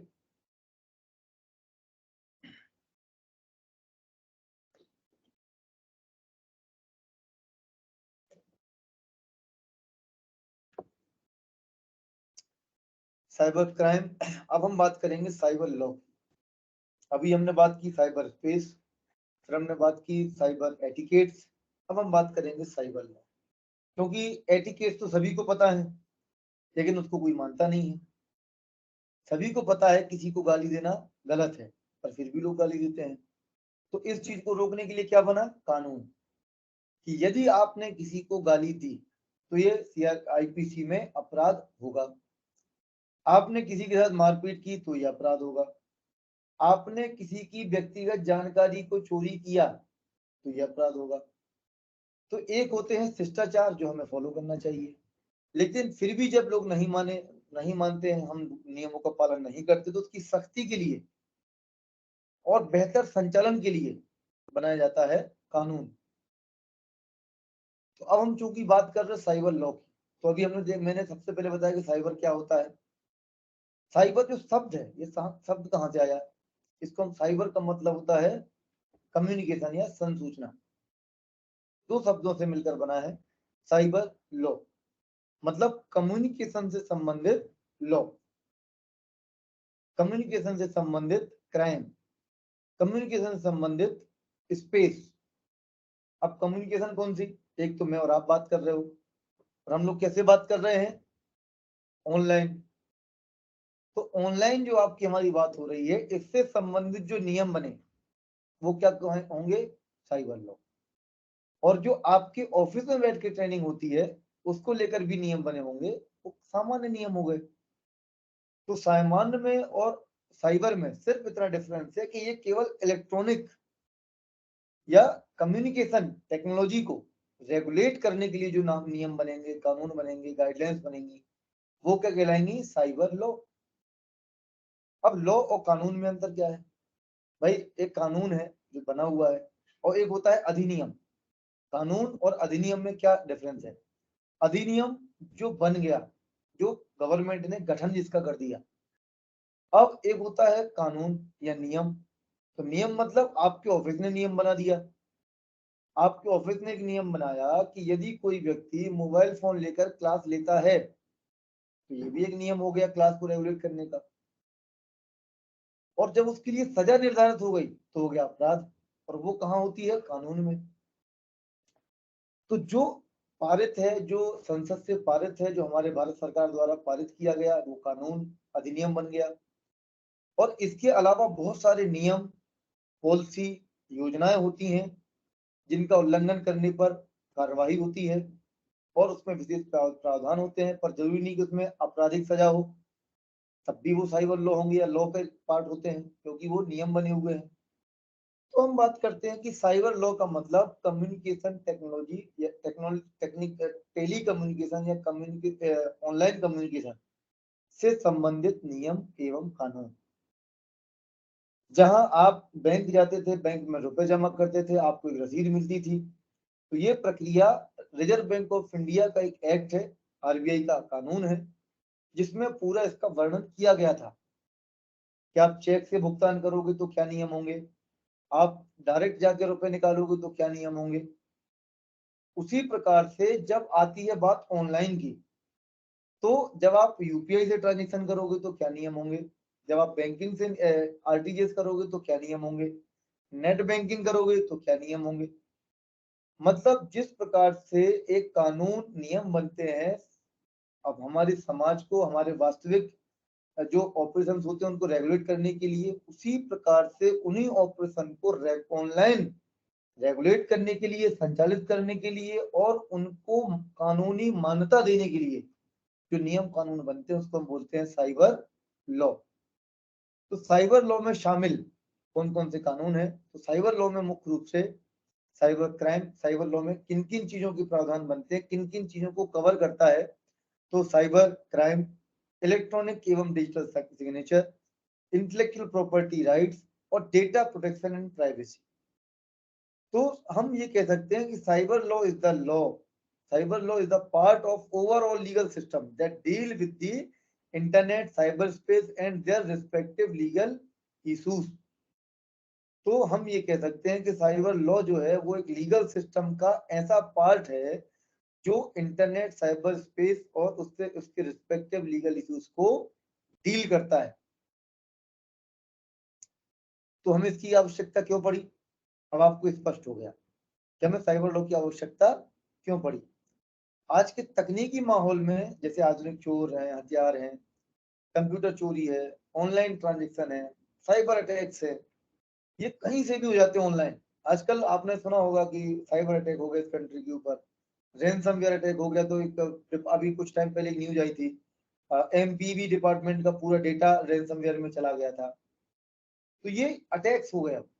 उसी प्रकार से पहले लोग घर पे आके चोरी करते थे, अब ऑनलाइन आपके नेट बैंकिंग से आपके खाते से रुपए जा रहा, यूपीआई से पेमेंट जा रहा, डेटा चोरी हो रहा, मोबाइल हैक हो रहा, कंप्यूटर हैक हो रहा। तो साइबर लॉ की आवश्यकता पड़ी इन ऑनलाइन बिजनेस या ऑनलाइन ट्रांजेक्शन को रेगुलेट करने के लिए, साइबर अपराध के लिए सजा निर्धारित करने के लिए, ऑनलाइन गतिविधियों का संचालन करने के लिए और इलेक्ट्रॉनिक ट्रांजेक्शन को मान्यता देने के लिए आवश्यकता किसकी हुई? साइबर लॉ की। अब cyber law basically, cyber law हम कह सकते हैं कि cyber law is the law governing cyber space, जो साइबर स्पेस को, साइबर स्पेस के बेहतर एवं सुरक्षित संचालन के लिए बनाया गया कानून है। साइबर लॉ इलेक्ट्रॉनिक दस्तावेजों को मान्यता प्रदान करता है। यह ई कॉमर्स एवं ई फाइलिंग द्वारा किए गए लेन देन, साथ ही साइबर अपराधों को नियंत्रित करने हेतु एक वैधानिक तंत्र का निर्माण करता है। साइबर कानून एक ऐसा शब्द है जो साइबर स्पेस और आईसीटी मतलब इंफॉर्मेशन कम्युनिकेशन टेक्नोलॉजी के उपयोग से संबंधित कानूनी मुद्दों का वर्णन करने में मदद करता है। संक्षेप में साइबर कानून साइबर स्पेस में इलेक्ट्रॉनिक ट्रांजैक्शन एवं मानवीय गतिविधियों को विनियमित या संचालित करने का एक प्रयास है। तो ये हमने अभी साइबर लॉ के बारे में बात करी। अब हम बात करेंगे भारतीय साइबर लॉ। और एक कानून, एक अधिनियम में और एक साइबर लॉ में क्या डिफरेंस है? देखिए, साइबर लॉ कोई विशेष अधिनियम नहीं है, एक्ट नहीं है, क्योंकि किसी संसद ने, किसी देश की संसद ने इसको पारित नहीं किया। ये एक शब्द दिया गया, जैसे हम बोलते हैं ना कि हम लॉ पढ़ रहे हैं। अब लॉ में बहुत सारे कानून होते हैं, है ना? तो अब वो जो लॉ हम पढ़ रहे हैं वो कोई कानून तो नहीं है, पर वो लॉ क्या है? कानून का बंच है, अलग अलग एक्ट, अधिनियम का बंच है। आप जब एलएलबी करोगे उसमें आप कंपनी लॉ भी पढ़ोगे, सीआरपीसी पढ़ोगे, आईपीसी पढ़ोगे, एविडेंस एक्ट पढ़ोगे, है ना, कॉपीराइट एक्ट पढ़ोगे, ट्रेडमार्क एक्ट पढ़ोगे। तो आप जब लॉ पढ़ते हो इन सभी नियमों का पढ़ते हो। इसी प्रकार से साइबर लॉ भी एक शब्द है, फिर इसको लेकर अलग अलग नियम कानून बनाए जाते हैं, कुछ संसद द्वारा पारित किए जाते हैं जो अधिनियम बन जाते हैं, और कुछ पॉलिसी और योजनाएं और नियम बन जाते हैं। तो जो अधिनियम बनता है वो हमारे भारत में कौन सा है? सबसे पहला जो आया आईटी को रेगुलेट करने के लिए, साइबर स्पेस को रेगुलेट करने के लिए, तो वो है द इंफॉर्मेशन टेक्नोलॉजी एक्ट, सूचना प्रौद्योगिकी अधिनियम। ये सन 2000 में 17 अक्टूबर 2000 को संसद द्वारा पारित किया गया था, प्रभाव में आया था। तो मैं ये आपको बताना चाहता हूँ कि कई बार जीके का क्वेश्चन भी बनता है, आजकल सरकारी जो हम जॉब्स की तैयारी करते हैं उनमें भी प्रश्न आते हैं। तो ये प्रश्न पूछा जाता है कि आईटी एक्ट कब लागू किया गया? अब ये क्यों जरूरी है, हम आईटी एक्ट क्यों पढ़ रहे हैं? आप लोग जो वर्क करते हो, आपका क्या काम है? आईटी ऑपरेटर का, कंप्यूटर ऑपरेटर का। और ये कानून क्या, नाम क्या है? Information technology act. मतलब जो आप कार्य करते हो उससे संबंधित जो नियम कानून है, मुख्य कानून है भारत का, अधिनियम है, वो है इंफॉर्मेशन टेक्नोलॉजी एक्ट। तो ये बिल्कुल हम जो सेवाएं करते हैं उनके लिए बनाया गया है, इसलिए हम इसके बारे में जानकारी होना आवश्यक है, चाहे वो हमारे व्यक्तिगत कार्य के लिए हो या हमारे ऑफिस के कार्य के लिए। तो आईटी एक्ट में लगभग 90 धाराएं हैं जो अलग अलग चैप्टर्स में डिवाइडेड हैं, जिनको हम वन बाय वन आगे बढ़ेंगे। तो जैसा कि मैंने आपको बताया कि जो मुख्य उद्देश्य हैं आईटी एक्ट के, हम ऑलरेडी डिस्कस कर चुके, पर फिर भी मैं रिपीट करूंगा बिकॉज ये बहुत इसेंशियल चीज है। आपको समझना है कि आपको इसकी आवश्यकता क्यों है, और यहाँ पे आपको जोड़ना है कि आप इससे कैसे जुड़ोगे। तो all electronic contract made through secure electronic channel are legally valid. तो आईटी एक्ट का उद्देश्य पहला क्या है कि जो इलेक्ट्रॉनिक मोड में कॉन्ट्रैक्ट होंगे, ट्रांजेक्शन होंगे इलेक्ट्रॉनिक चैनल का उपयोग करके, वो कानूनी रूप से मान्य होंगे। मतलब आप जो ऑफिस में मेल करते हो ना, वो आप जानकारी शेयर करते हो, वो कानूनी रूप से वैध होगी। आप और मैं बात कर रहे हैं, कानूनी रूप से वैध होगा। A procedure for appointment of adjudicating officer of for holding inquiries under the act is finalized। एक विशेष कोर्ट, साइबर कोर्ट का गठन किया गया, जिसका उद्देश्य था कि वो अधिनियम के तहत जो अलग अलग जो मतलब मैटर्स होते हैं, जैसे हैकिंग हो गया, फ्रॉड हो गया, गोपनीय जानकारी किसी की लीक हो गई, तो इन सभी के बारे में एक फास्ट ट्रैक कोर्ट बनाया गया, जिसके बारे में अभी आगे हम चर्चा करेंगे, जिसको हम कहते हैं एडजुडिकेटिंग ऑफिसर। तो यहाँ पे आप केस प्रस्तुत कर सकते हो, साइबर से संबंधित मामले नुकसान की भरपाई के लिए ले सकते हो। आपको पता नहीं आपके खाते से 1 लाख रुपए निकल गए, तो उसकी भरपाई आप यहाँ से करवा सकते हो, क्योंकि आपका खाता किसी ने एक्सेस किया, आपके कंप्यूटर से कोई डेटा चोरी किसी ने कर लिया, आपका फेसबुक अकाउंट किसी ने हैक कर लिया, इत्यादि के लिए भी यहाँ से नुकसान की भरपाई होगी। अधिनियम भारत के बाहर किए गए अपराधों या उल्लंघनों पर लागू होता है। अगर कोई व्यक्ति भारत से बाहर ऐसा अपराध करता है जिसका असर भारत में होता है, इंडिया में होता है, तो उसके लिए वो जो व्यक्ति है उसके ऊपर ये उसी प्रकार से एप्लीकेबल होगा जैसा कि सामान्य के लिए, जो भारत के सिटीजन के लिए होगा, क्योंकि जो उसने अपराध भले ही बाहर से किया, पर उसका जो असर है, जो प्रभाव है, वो भारत के किसी कंप्यूटर सिस्टम पर हुआ। इलेक्ट्रॉनिक रिकॉर्ड और डिजिटल हस्ताक्षर के लिए भी सुरक्षा उपाय या प्रणाली निर्धारित करता है। अब चूंकि आईटी एक्ट की बात आई है और आप लोग आईटी के लोग हो, कंप्यूटर के उपयोग करता हो, और आप लोगों के ऊपर एक जिम्मेदारी भी है, क्योंकि आप लोग वर्क करते हो, तो आपको जिम्मेदारी से वर्क करना है, शासकीय कार्य है। तो आप कुछ परिभाषाएं आपको पता होना चाहिए। जब आप ऑनलाइन सर्विसेज उपयोग करते हो या आप कंप्यूटर मोबाइल इस्तेमाल करते हो तो आपको कुछ आईटी एक्ट की, इंफॉर्मेशन टेक्नोलॉजी एक्ट की महत्वपूर्ण परिभाषाएं पता होना चाहिए। तो पहला जैसे इसमें लिखा हुआ है access the computer, intermediary, electronic record, cyber security एवं अन्य। तो ये एक्सेस क्या होता है? आप एक्सेस से क्या समझते हो? शब्द सुनते हो एक्सेस कर लिया, एक्सेस कर लिया। तो एक्सेस का मतलब होता है, access means gaining entry into computer system और ऑनलाइन जो भी संसाधन है उसमें। मतलब जब आप इंस्ट्रक्शन देते हो, आपने पासवर्ड डाला, आपने माउस पे क्लिक किया, आईडी पासवर्ड डाला और ये सिस्टम पे एंट्री कर ली, उस पे पहुंच प्राप्त कर ली, इसको हम कहते हैं access. So access means gaining entry into instructing or communicating with the logical, arithmetic or memory function resources of computer system और computer network। आपने एंटर किया, जो भी आप कीबोर्ड से कमांड दे रहे हो, जो आप माउस से कमांड दे रहे हो, उसके थ्रू आपने सिस्टम को एक्सेस किया, राइट। तो ये हो गया आपका इंस्ट्रक्शन देके उस सिस्टम पर। जैसे ही आप उसको एक्सेस करते हो, मतलब उसमें आपने लॉगिन किया, तो वो हो जाता है आपने पहुंच प्राप्त कर ली। अब हो सकता है जैसे आपका कंप्यूटर किसी ने ओपन किया, उसके साथ में डेस्कटॉप ओपन हो गया, तो मतलब उसने पहुंच प्राप्त कर ली, भले ही उसमें से वो डाउनलोड ना करे, उसको ना देखे। इसको हम कहते हैं एक्सेस। आपके मोबाइल का लॉक खोला और उसको यूज किया, एक्सेस। फिर बात करते हैं कंप्यूटर। कई लोगों का ऐसा कहना है सर कंप्यूटर से अपराध करेंगे तो अपराध होगा, पर अगर हमने मोबाइल से किया तो, लैपटॉप से किया तो, पीडी से किया तो मैं यहाँ स्पष्ट करना चाहता हूँ कि कंप्यूटर की एक परिभाषा दी गई है आईटी एक्ट में।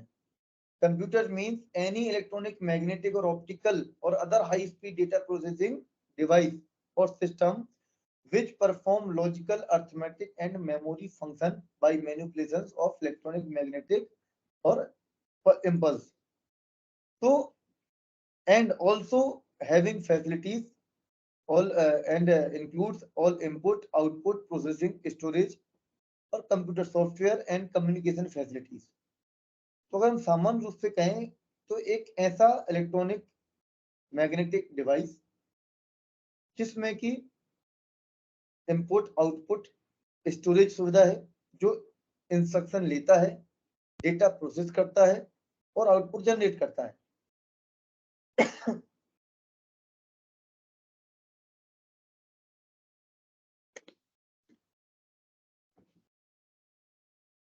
जनरेट करता है, तो वो क्या होता है? कंप्यूटर। तो आपके पास जो कंप्यूटर, मोबाइल है, लैपटॉप है, डिजिटल कैमरा है, डिजिटल वॉच है, स्मार्ट वॉच है, जहाँ पे स्मार्ट शब्द यूज हुआ, डिजिटल शब्द यूज हुआ, उसमें सभी फीचर्स हैं, तो वो सब कंप्यूटर की श्रेणी में आते हैं। अब हम बात करेंगे इंटरमीडिएट क्या होता है। सेक्शन 21J आईटी एक्ट की धारा सेक्शन 21J में इंटरमीडिएट को परिभाषित किया गया है। तो any person who on behalf of any other person receive, store और ट्रांसमिट, रिसीव, स्टोर और ट्रांसमिट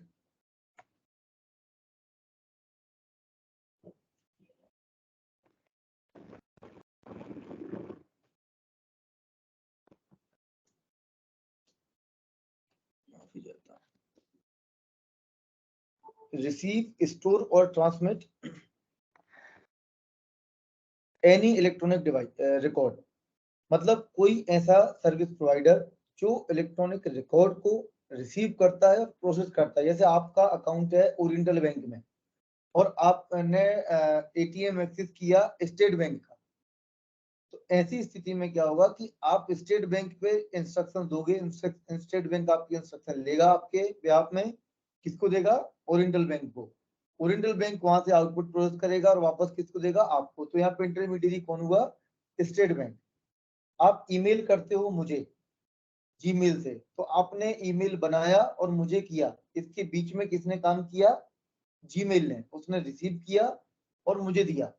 आपने मुझे कॉल किया, तो आपका कॉल आपने डायल किया टाटा कंपनी से और मेरे पास आया, मेरे पास जो सिम है वो एयरटेल की है। तो ये दोनों क्या हो जाएंगे? इंटरमीडिएरी, क्योंकि आपकी कॉल को उसने आपके बिहाफ में हैंडल किया और मुझे प्रोवाइड कराया, मेरी बात को हैंडल किया और आपको प्रोवाइड कराया। तो इंटरमीडिएरीज कौन होते हैं? like telecom service provider, network service provider, internet service providers, web hosting service providers, search engines, online payment site, online auction site, online marketplace and cyber cafe। तो जो भी आपके ये ऑनलाइन पेमेंट साइट्स हैं जैसे पे यू मनी है, Paytm है, यूपीआई, ये सभी वेब होस्टिंग है, सर्च इंजन हैं जैसे गूगल है, और आपका जो ऑनलाइन मार्केट प्लेस है जैसे अमेजोन है, फ्लिपकार्ट, ये सभी इंटरमीडिएट की श्रेणी में आते हैं। तो इलेक्ट्रॉनिक मींस डेटा। अब हम बात करते हैं इलेक्ट्रॉनिक रिकॉर्ड की। तो इलेक्ट्रॉनिक रिकॉर्ड क्या होता है? Electronic record means data record और डेटा जनरेटेड, इमेज और साउंड स्टोर्ड, रिसीव और सेंड इन इलेक्ट्रॉनिक फॉर्म। तो जो कंप्यूटर जनरेटेड है, इलेक्ट्रॉनिक फॉर्म में जनरेट हुआ है, रिसीव हुआ है, स्टोर हुआ है, ट्रांसमिट हुआ है, वो क्या होगा? Electronic record. तो जो आप अपने ऑफिस में काम करते हो, जो लेटर तैयार करते हो, जो मेल तैयार करते हो, वो सभी चीजें आपके इलेक्ट्रॉनिक रिकॉर्ड के रूप में तैयार होती हैं। मैं क्यों बता रहा हूँ आपको? ताकि इस गंभीरता को आप समझें कि ये जो प्रेजेंटेशन है, जो ट्रेनिंग है, ये आपसे जुड़ी हुई है। Cyber security means protecting. अब साइबर सिक्योरिटी क्या होती है? आप लोगों ने, बहुत लोगों ने शब्द सुना होगा, साइबर सिक्योरिटी में डिप्लोमा करना है, साइबर सिक्योरिटी ये होता, साइबर सिक्योरिटी वो होता। तो इसको भी आईटी एक्ट ने परिभाषित किया है। क्या होगा cyber security? Cyber security means protecting information. क्या प्रोटेक्ट करना है? सुरक्षित करना है। Protecting information, computers, computer resources and communication devices. आपको क्या सुरक्षित करना है? Information, equipment, computer, computer resources और कम्युनिकेशन डिवाइस, मतलब आपका मोबाइल फोन और अन्य कम्युनिकेशन डिवाइस। एंड इंफॉर्मेशन, उसमें स्टोर इंफॉर्मेशन को सुरक्षित करना है। किससे सुरक्षित करना है? From unauthorise access, use, disclosure, description, modification और डिस्ट्रक्शन। मतलब आपको computer, computer network, equipment, mobile phone और उसमें स्टोर्ड इंफॉर्मेशन को सुरक्षित करना है। फ्रॉम अनऑथराइज एक्सेस मतलब बिना अनुमति पहुंच प्राप्त से, जो भी अपन ने पढ़ा था स्टार्टिंग में, एक्सेस मतलब बिना अनुमति एक्सेस, पहुंच प्राप्त करने से सुरक्षित करना है। उसे कोई उपयोग ना कर सके, उसे कोई डिलीट ना कर सके, उससे कोई प्राप्त ना कर सके। जैसे आपने कोई लेटर बनाया और वो तैयार किया, कॉन्फिडेंशियल था, प्रिंसिपल सर के दस्तखत ही नहीं हो पाए और वो डिस्क्लोज हो गया, मतलब प्रकट हो, किसी और व्यक्ति के पास उसकी जानकारी पहुंच गई किसी माध्यम से, उसको मॉडिफाई होने से रोकना है और उसको नष्ट करने से रोकना है। आपको कंप्यूटर्स और उसमें स्टोर्ड इंफॉर्मेशन को सुरक्षित करना है। किससे सुरक्षित करना है? बिना अनुमति एक्सेस या पहुंच प्राप्त करने या उपयोग से, और उसके प्रकटीकरण से, या उसके उसमें कोई मॉडिफिकेशन ना हो और उसको कोई डिलीट, डिस्ट्रक्ट ना कर सके। तो ये हमने डिस्कस की कुछ बारीक जो मतलब महत्वपूर्ण परिभाषाएं थी उसके बारे में। अब हम बात करेंगे ज्यूरिडिक्शन क्या होता है, क्षेत्राधिकार होता है क्या होता है। तो जैसा क्षेत्राधिकार का मतलब ये होता है कि एक विशिष्ट क्षेत्राधिकार, जहाँ पे आप शिकायत कर सकते हो, जहाँ पे आपकी समस्या होगी। जैसे आपका थाना होता है आपके एरिया में, तो आप कहते हो कि हमारा जो एरिया है ना वो सिविल लाइन थाने में आता है, ठीक है, हमारा थाना जो है ना वो कोतवाली थाने में हमारा एरिया आता है, हमारा मोहल्ला। इसी प्रकार से उसको हम कहते हैं क्षेत्राधिकार। तो आईटी एक्ट का क्षेत्राधिकार तो पूरे भारत में है, लेकिन अब साइबर स्पेस की हम बात करें, साइबर स्पेस के क्षेत्राधिकार की कोई सीमा ही नहीं है। तो साइबर स्पेस का जो कोई स्पष्ट स्थान या सीमा तो है नहीं। उपयोगकर्ता एक स्थान पर हो सकता है, कंप्यूटर दूसरे स्थान पर हो सकता है, और सॉफ्टवेयर के कारण होने वाला आपत्तिजनक संदेश या परिणाम कार्य तीसरे या कई स्थानों पर हो सकता है। मतलब जैसे मैं बैठा, कोई अपराधी बैठा हुआ झारखंड में, उसने आपका अकाउंट एक्सेस किया झारखंड से, और अकाउंट आपका कहाँ है? छतरपुर जिले में। तो छतरपुर का अकाउंट एक्सेस हुआ, रुपए कहाँ ट्रांसफर हुए? बेंगलोर में। आप उस वक्त ट्रेवल, आपका खाता छतरपुर में, पर आप उस वक्त रहे हुए थे कहाँ? हरिद्वार। तो आपको मैसेज कहाँ प्राप्त होगा? हरिद्वार में। मतलब 4-5 प्लेसेस इकट्ठे हो गए। अब कहाँ क्या हो, कहाँ शिकायत करोगे आप? जनरली क्या होता है कि जहाँ घटना घटित हुई, आप जैसे आपने सुना होगा, जहाँ चोरी हुई उस एरिया में पुलिस के एक्सीडेंट हुआ, उस एरिया में का थाने में शिकायत होगी। साइबर स्पेस में क्या होगा? इसकी तो कोई एरिया ही नहीं बन रहा है। तो सामान्यतः कानून अधिकांश अपराधों को परिभाषित करता है जहां या तो प्रतिवादी ने वह कार्य किया था या जहां पीड़ित रहता है। मतलब या तो वहां शिकायत हो सकती है जहां से अपराध घटित हुआ, या वहां जहां अपराध का प्रभाव हुआ जहां पे पीड़ित व्यक्ति रहता है। तो यहाँ आप जहां हो आप वहीं पे शिकायत कर सकते हो यदि आपके साथ कोई ऐसी घटना घटित हुई है। अगर आप कहीं बाहर हो तो उसका एक प्रावधान होता है। आपने सुना होगा कि कोई व्यक्ति है जो गया था कहीं पे और वहां उसके साथ कुछ गलत हो गया, तो वो तुरंत लोकल थाने में जाएगा और शिकायत करेगा। तो वहां पे वो जीरो कायमी कहलाती है, पुलिस जीरो कायमी करेगी और आपके संबंधित थाने को आपकी शिकायत फॉरवर्ड कर देगी। ठीक है, तो जांच कहाँ होगी आपकी? वहीं होगी जहां पे आपका प्रभाव, मतलब जहां पे आप थे, जहां पे आपका प्रभाव हुआ। खाता तो आपका छतरपुर में है, आप घूमने आए थे भोपाल, भोपाल में आपके साथ घटना घटित हुई, तो आप भोपाल में शिकायत करोगे तो जीरो कायमी हो जाएगी, यहाँ की पुलिस वहां पे फॉरवर्ड कर देगी। तो यदि किसी बैंक के किसी खाते से ऑनलाइन इंटरनेट बैंकिंग, एटीएम या फर्जी कॉल पर वन टाइम पासवर्ड प्राप्त करके राशि निकाली जाती है, तो जिस पुलिस स्टेशन के अधिकार क्षेत्र में बैंक स्थित है जहां से धनराशि की अवैध निकासी होती है, उस पुलिस थाने को दंड प्रक्रिया संहिता की धारा 177 के साथ 156 के अंतर्गत आप एफआईआर दर्ज कराने के लिए अधिकार रखते हैं, शिकायत कर सकते हैं। इसके अतिरिक्त यदि कोई व्यक्ति भोपाल से, मान के चलो कोई व्यक्ति है उसने भोपाल में रहता है और उसने एक अश्लील वीडियो तैयार किया और उसने अपने अपने मित्र को जो इंदौर का रहने वाला है उसको दे दिया पेन ड्राइव से। अब इंदौर का जो उसका दोस्त था राकेश, उसने इंदौर से जाकर उसको व्हाट्सएप पे अपलोड कर दिया। अब घटना भोपाल से घटित हुई और इंदौर में भी घटित हुई, प्रकाशित इंदौर से हुई, तो यहाँ पे दोनों जगह पे जुरिडिक्शन बन जाएगा। भोपाल में भी शिकायत हो सकती है और इंदौर में भी घटना की शिकायत हो सकती है, क्योंकि दोनों अपराध दोनों जगह से, मतलब कई बार ऐसा होता है कि एक अपराध कई जगह से हो जाता है। अपराध का एक ही है, प्रभाव एक ही है, पर उसको घटित करने में अलग अलग जगह से लोग करते हैं। अब हमारा एक और लास्ट टॉपिक है, वो है सोशल मीडिया। आज के प्रशिक्षण का सोशल मीडिया को हमने आज के लेक्चर में कवर किया है। सोशल मीडिया आप सभी जानते हैं, एक शासकीय अधिकारी होने के नाते आप सोशल मीडिया का उपयोग कैसे कर सकते हैं या नहीं कर सकते हैं, क्योंकि आप एक शासकीय वर्क प्लेस पे काम करते हैं। आपको लगता है कि मैं आउटसोर्स हूँ, आउटसोर्स कर्मचारी हूँ, मेरे ऊपर कोई नियम कानून नहीं है, पर ऐसा बिल्कुल भी नहीं है। आपकी भी जिम्मेदारी है, जितनी एक शासकीय अधिकारी की जिम्मेदारी है डेटा को लेकर, उतनी आपकी भी है। और जो गाइडलाइंस उनके लिए बनाई गई है वो आपके ऊपर भी एप्लीकेबल है, ऐसा मैं नहीं कह रहा हूँ, ये आपको भी आगे मैं बताऊंगा भी। तो सोशल नेटवर्किंग साइट्स क्या होती हैं सभी को पता है, फिर भी मैं एक जनरल इंट्रोडक्शन दूंगा। सोशल नेटवर्क ऑनलाइन प्लेटफॉर्म है जो व्यक्तियों को अपनी पहचान प्रोफाइल बनाने, दूसरों से जुड़ने और विभिन्न प्रकार की सामग्री इलेक्ट्रॉनिक रूप में शेयर करने की सुविधा प्रदान करते हैं। कुछ सबसे लोकप्रिय सोशल नेटवर्किंग में जैसे अपना फेसबुक है, ट्विटर है, टेलीग्राम है, इंस्टाग्राम है, ये सभी आप लोग यूज करते हैं, सभी सोशल मीडिया कैटेगरी में आते हैं। यूट्यूब है, स्काइप है, ये सभी आपको पता भी है, पर कुछ लोगों को हो सकता है ये पता ना हो कि सोशल मीडिया में आते हैं, इसलिए मुझे लगा ये कवर करना चाहिए कि आखिर सोशल मीडिया होती क्या है। मुख्य रूप से इसमें क्या क्या होता है, आपकी प्रोफाइल, मतलब आप अपना एक प्रोफाइल बनाते हो जिसमें अपने इंटरेस्ट की जानकारी डालते हो, अपने बारे में जानकारी डालते हो। फिर आप दोस्त बनाते हो जिसको हम बोलते हैं कनेक्शन, फॉलोअर्स कहीं बोलते हैं, जैसे लिंक्डइन में फॉलोअर्स कहते हैं या ट्विटर पे फिर फ्रेंड कहते हैं, फेसबुक में, तो ऐसा अलग अलग जगह अलग अलग भाषा रहती है। तो लोग आपसे जुड़ने की कोशिश करते हैं, आपकी पहचान की भी हो सकते हैं।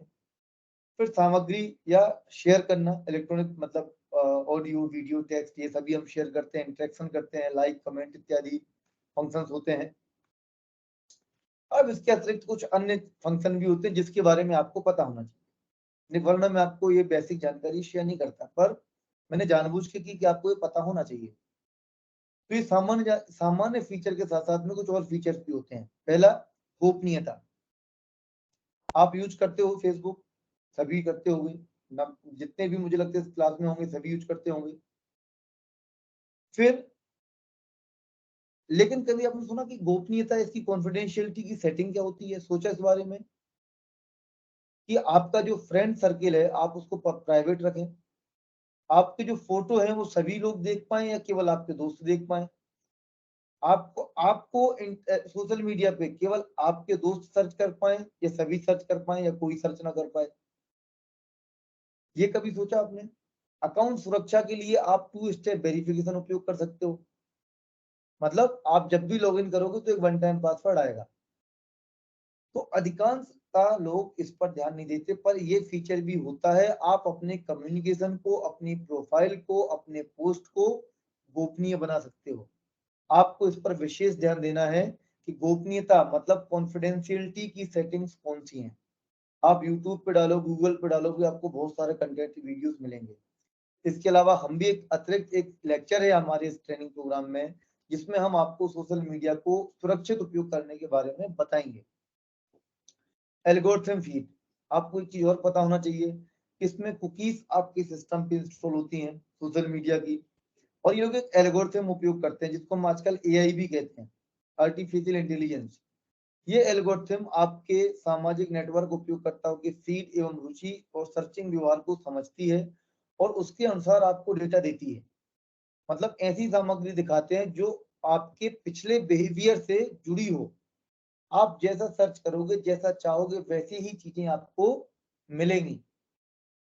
कुछ सोशल साइट्स तो इतनी ज्यादा हाई आर्टिफिशियल इंटेलिजेंस पे काम करते हैं, आप माने या नहीं माने, आपका जो फोन है वो आपकी हर बात सुनता है। आपका सोशल मीडिया प्लेटफॉर्म आपकी हर बात सुनते हैं। आपको यकीन नहीं है तो आप एक काम कर सकते हैं, आप अपने फोन को, आपके फोन से आप किसी अपने दोस्त से बात करिए 4 दिन तक लगातार कि आपको सोनी की या कोई भी स्मार्ट टीवी परचेस करनी है। वो स्मार्ट टीवी क्या होगी, कितने की होगी, कैसी कैसी स्मार्ट टीवी आती हैं, आप लगातार 4-5 दिन बात करेंगे तो जो ये ई कॉमर्स साइट्स हैं वो आपको वैसे ही टीवीज के ऐड आपको दिखाने लगेंगे जब भी आप उनको ओपन करोगे। तो ये आपको ध्यान रखना है कि जो हम बात करते हैं उनको ये लोग रिकॉर्ड करते हैं, कैप्चर करते हैं, और उसी के माध्यम से आपको, इसलिए आपको हमेशा सेटिंग्स में जाके अपनी कुकीज वगैरह डिलीट करना चाहिए, मोबाइल फोन की सुरक्षित सेटिंग करना चाहिए। व्यवसाय और ब्रांड उपस्थिति, सामाजिक, आज ये लोग अपने मार्केटिंग के लिए भी इसका उपयोग करते हैं। तो आपको हालांकि लोगों को जोड़ने के साथ साथ, चूंकि साइबर जो अपराधियों के लिए भी एक प्लेटफॉर्म बना है जहां ट्रोल, स्टॉकर, साइबर चोर, साइबर अपराधी भी शामिल है, तो मेरा सिर्फ इतना कहना है कि इसको आप सुरक्षित रूप से उपयोग करें और हमेशा सावधानी से उपयोग करें, अनजान लोगों से ना जुड़ें। अब हम बात करते हैं व्यक्तिगत जानकारी, क्योंकि आप देखेंगे अभी तक शुरू से आखिरी तक जो मैंने आपसे बात करी वो पूर्ण रूप से किस पर आधारित है? जानकारी के ऊपर। किसके ऊपर? डेटा के ऊपर। आप अपनी आईडी बनाते हो, वो डेटा है। आप पासवर्ड सेट करते हो, डेटा है। पोस्ट सेट करते हो, डेटा है। सेंड करते हो, डेटा है। फोटो डालते हो, वीडियो डालते हो, या अन्य कोई इंफॉर्मेशन डालते हो, वो क्या है? डेटा।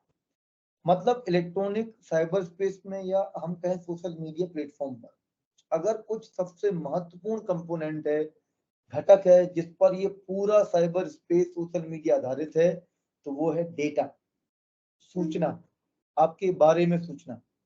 जितनी बड़ी बड़ी कंपनी काम करती हैं, ये सर्च इंजन काम करते हैं, सूट में अमेजोन, फ्लिपकार्ट इत्यादि अपनी मार्केटिंग स्ट्रेटजी बनाते हैं, ये सभी आपके डेटा पे बनाते हैं, आपके सर्चिंग बिहेवियर पे बनाते हैं, आपके इंटरेस्ट पे बनाते हैं। इस तो सबसे जो महत्वपूर्ण चीज है वो डेटा है। इस ट्रेनिंग प्रोग्राम में, आज के जो ट्रेनिंग प्रोग्राम में, जो 3-4 चीजें मैं आपको बताना चाहता था, ये cyber space, cyber crime, cyber law, cyber, हमने अलग अलग एक्सपेक्ट की बात की, उन सभी में जो कॉमन चीज है वो है डेटा। डेटा का मिसयूज करना, साइबर अपराध। डेटा को सुरक्षित करना, साइबर सुरक्षा। डेटा को सुरक्षित करना, ट्रांजेक्शन करना और सुरक्षित रखना, क्या है? कि इलेक्ट्रॉनिक ट्रांजेक्शन्स को सुरक्षित रखना। डेटा का शासकीय कार्यों में या वैधानिक कार्यों में उपयोग करना, उसको कानूनी मान्यता देना, साइबर लॉ। सुरक्षित संचालन करना, साइबर लॉ। तकनीकी रूप से सुरक्षित करना, साइबर सिक्योरिटी। और उस डेटा को लेकर या डेटा से अपराध करना, साइबर अपराध। मतलब आज के पूरे लेक्चर में शुरू से आखिरी तक हमने जानकारी को आखिरी में क्यों रखा? क्योंकि एक ही चीज कॉमन है, वो है डेटा। हम यहाँ बैठे हुए हैं, ये चर्चा हो रही डेटा पे, बड़ी बड़ी कंपनियां काम कर रही हैं डेटा पे। आर्टिफिशियल इंटेलिजेंस है, चैट जीपीटी आपने शब्द सुना होगा, माइक्रोसॉफ्ट ने लॉन्च किया है, अलग अलग कंपनी लॉन्च कर रही हैं। मेटा डेटा आ रहा है, उसमें आर्टिफिशियल इंटेलिजेंस है। ये सब किस पे काम करती हैं? डेटा पे। मतलब जो फ्रॉड आपके साथ होते हैं, आपका वन टाइम पासवर्ड क्या है? डेटा। एटीएम पिन क्या है? डेटा। तो डेटा का ही पूरा गेम है। तो इस डेटा को ही आपको सुरक्षित रखना सीखना है। इस डेटा के साथ आपको खिलवाड़ नहीं करना है। इस डेटा को समय से पहले किसी को शेयर नहीं करना है। आप एक कंप्यूटर ऑपरेटर हैं, आपके ऑफिस में आज क्या लेटर तैयार करना सबसे पहले आपको मालूम चलता है। अब वो बनते बनते बनाते बनाते ही आपने किसी को उसका स्क्रीनशॉट लेके भेज दिया, साइन ही नहीं हो पाया, आपने पहले ही भेज दिया। इसका मतलब आपने समय से पहले उसको किसी को प्रकट कर दिया, डेटा को, तो अपराध है। और अगर एक बार प्रिंसिपल के दस्तखत हो गए, आपके जिला शिक्षा अधिकारी के दस्तखत हो गए, उसके बाद आप उसको प्रकाशित करते हो तो कोई अपराध नहीं है। तो ये पूरा जो खेल है वो डेटा का है, समय का है, कब करना है, किसकी अनुमति से करना है। अनुमति से किया तो अपराध नहीं है, बिना अनुमति के किया तो अनाधिकृत उपयोग हो गया, अनाधिकृत डेटा का एक्सेस हो गया, अपराध हो गया। तो जानकारी जो है वो अलग अलग प्रकार की होती है। अब सोशल मीडिया पे जो जानकारी आती है उसको हम कहते हैं व्यक्तिगत जानकारी, मतलब निजी डेटा। तो किसी व्यक्ति के बारे में जानकारी जो पहचानती है, लिंक करती है, संबंधित है, अद्वितीय है, किसी व्यक्ति का वर्णन करती है, उन्हें सकारात्मक रूप से पहचानने के लिए उपयोग की जा सकती है, उसको हम कहते हैं व्यक्तिगत जानकारी। आपका आधार कार्ड मुझे मिला, मैं समझ गया भाई ये व्यक्ति है। आपका केवल मुझे मोबाइल नंबर मिला, मैंने अपने फोन पे डाला तो मैं कह सकता हूँ हाँ भाई ये XYZ व्यक्ति का नंबर है। तो आपका मोबाइल नंबर भी क्या बन गया? आपकी पहचान। आपका आधार कार्ड क्या बन गया? आपकी पहचान, जिससे आपको पहचाना जा सकता है, वो व्यक्तिगत जानकारी है। अब व्यक्तिगत जानकारी भी दो प्रकार की होती है, एक होती है संवेदनशील और एक होती है गैर संवेदनशील। अच्छा, ये सभी इंफॉर्मेशन में ये दो टाइप के चीजें एप्लीकेबल होती हैं। आप अगर प्रोजेक्ट वर्क करेंगे, लेटर तैयार करेंगे, ऑफिस वर्क करेंगे, तो वो गोपनीय भी हो सकता है और गैर संवेदनशील भी हो सकता है, कॉन्फिडेंशियल भी हो सकता है, नॉन कॉन्फिडेंशियल भी हो सकता है। तो संवेदनशील जानकारी कौन सी होगी? सेंसिटिव, जिसको हम बोलते हैं इट्स सेंसिटिव। सेंसिटिव मतलब जिसका उपयोग करने पे कुछ गड़बड़ हो जाए, मतलब जानकारी जो खो जाने या समझौता हो जाने पर संभावित रूप से नुकसान या पहचान चोरी का कारण बन सकता है। फॉर एग्जाम्पल, आपका वन टाइम पासवर्ड, आपने वन टाइम पासवर्ड किसी को दिया, सीधा आपका ट्रांजेक्शन हो जाएगा। आपने एटीएम की पिन किसी को दे दी, आपका ट्रांजेक्शन हो जाएगा। आपका बायोमेट्रिक दे दिया, ट्रांजेक्शन हो जाएगा। आपका आधार कार्ड आपने किसी को दिया, वो उससे सिम खरीद लेगा। लेकिन आधार कार्ड को सिम आजकल ऑनलाइन इलेक्ट्रॉनिक वेरीफाई होता है तो ओटीपी आता है, तो अब केवल आधार कार्ड से सिम परचेज नहीं होगी, मतलब वो अब गैर संवेदनशील हो गया। क्योंकि आधार कार्ड से भी सिम तब उठेगी जब ओटीपी प्राप्त होगा आपके रजिस्टर्ड मोबाइल नंबर पे, तो रजिस्टर्ड मोबाइल नंबर पे जो ओटीपी प्राप्त होगा उससे सिम परचेज हो जाएगी, इसलिए वो क्या हो गया? आपका संवेदनशील। आपके आईडी पासवर्ड कौन से? नेट बैंकिंग के, यूपीआई पिन आपका, ये जिससे सीधा पहचान चोरी हो जाए। आपका मोबाइल का पैटर्न लॉक, आपके कंप्यूटर सिस्टम का पासवर्ड, आपके ऑफिस की ईमेल आईडी का पासवर्ड। अब गैर संवेदनशील क्या होगा? वह जानकारी जिसकी हानि या समझौता जोखिम न्यूनतम या गैर मौजूद माना जाए, मतलब जिसकी जानकारी शेयर डिस्क्लोज हो जाने से, खो जाने से सीधा अपराध ना हो या सीधा नुकसान ना हो। पर फिर भी गैर संवेदनशील का अर्थ ये भी नहीं है कि वो महत्वपूर्ण हीन ही है, उसका कोई काम ही नहीं है, ऐसा भी नहीं है। तो कई बार जो गोपनीय जानकारी को प्राप्त करने का माध्यम बन जाती है आपकी गैर संवेदनशील जानकारी। जैसे मुझे पता है कि आपका रजिस्टर्ड मोबाइल नंबर आपके बैंक खाते में कौन सा है, तो मैं उसका डुप्लीकेट सिम इशू करा लूंगा, उस पर मुझे ओटीपी मिल जाएगा। तो आपका मोबाइल नंबर आपका है, ये गैर संवेदनशील जानकारी है। आपके खाते में रजिस्टर्ड है, ये गैर संवेदनशील जानकारी है। और उसके माध्यम से मुझे प्राप्त हो जाएगा। इसी प्रकार से आपका मोबाइल फोन क्या है, गैर संवेदनशील है। लेकिन यदि मैं कहूं कि जैसे मान लीजिए फेसबुक है, ठीक है, अब ये आपका फेसबुक अकाउंट पे अगर हम जाते हैं लॉगिन पेज पे, तो अब इस पे आपका एक ऑप्शन आता है फॉरगॉटन अकाउंट या फॉरगॉटन पासवर्ड। अब यहाँ पे मैं अपना ये मोबाइल नंबर डालूंगा और उस पर क्या जाएगा, ओटीपी आ जाएगा, ठीक है। तो अगर आपका मोबाइल फोन मुझे मिला तो उस पर क्या प्राप्त हो जाएगा, मुझे मेरा लॉगिन विथ पासवर्ड। अब क्या हुआ कि आपकी ईमेल आईडी जो है जनरली आप मुझे नहीं देते हो, पर आपके ऑफिस के कंप्यूटर पे लॉगिन रहती है, मुझे पता है।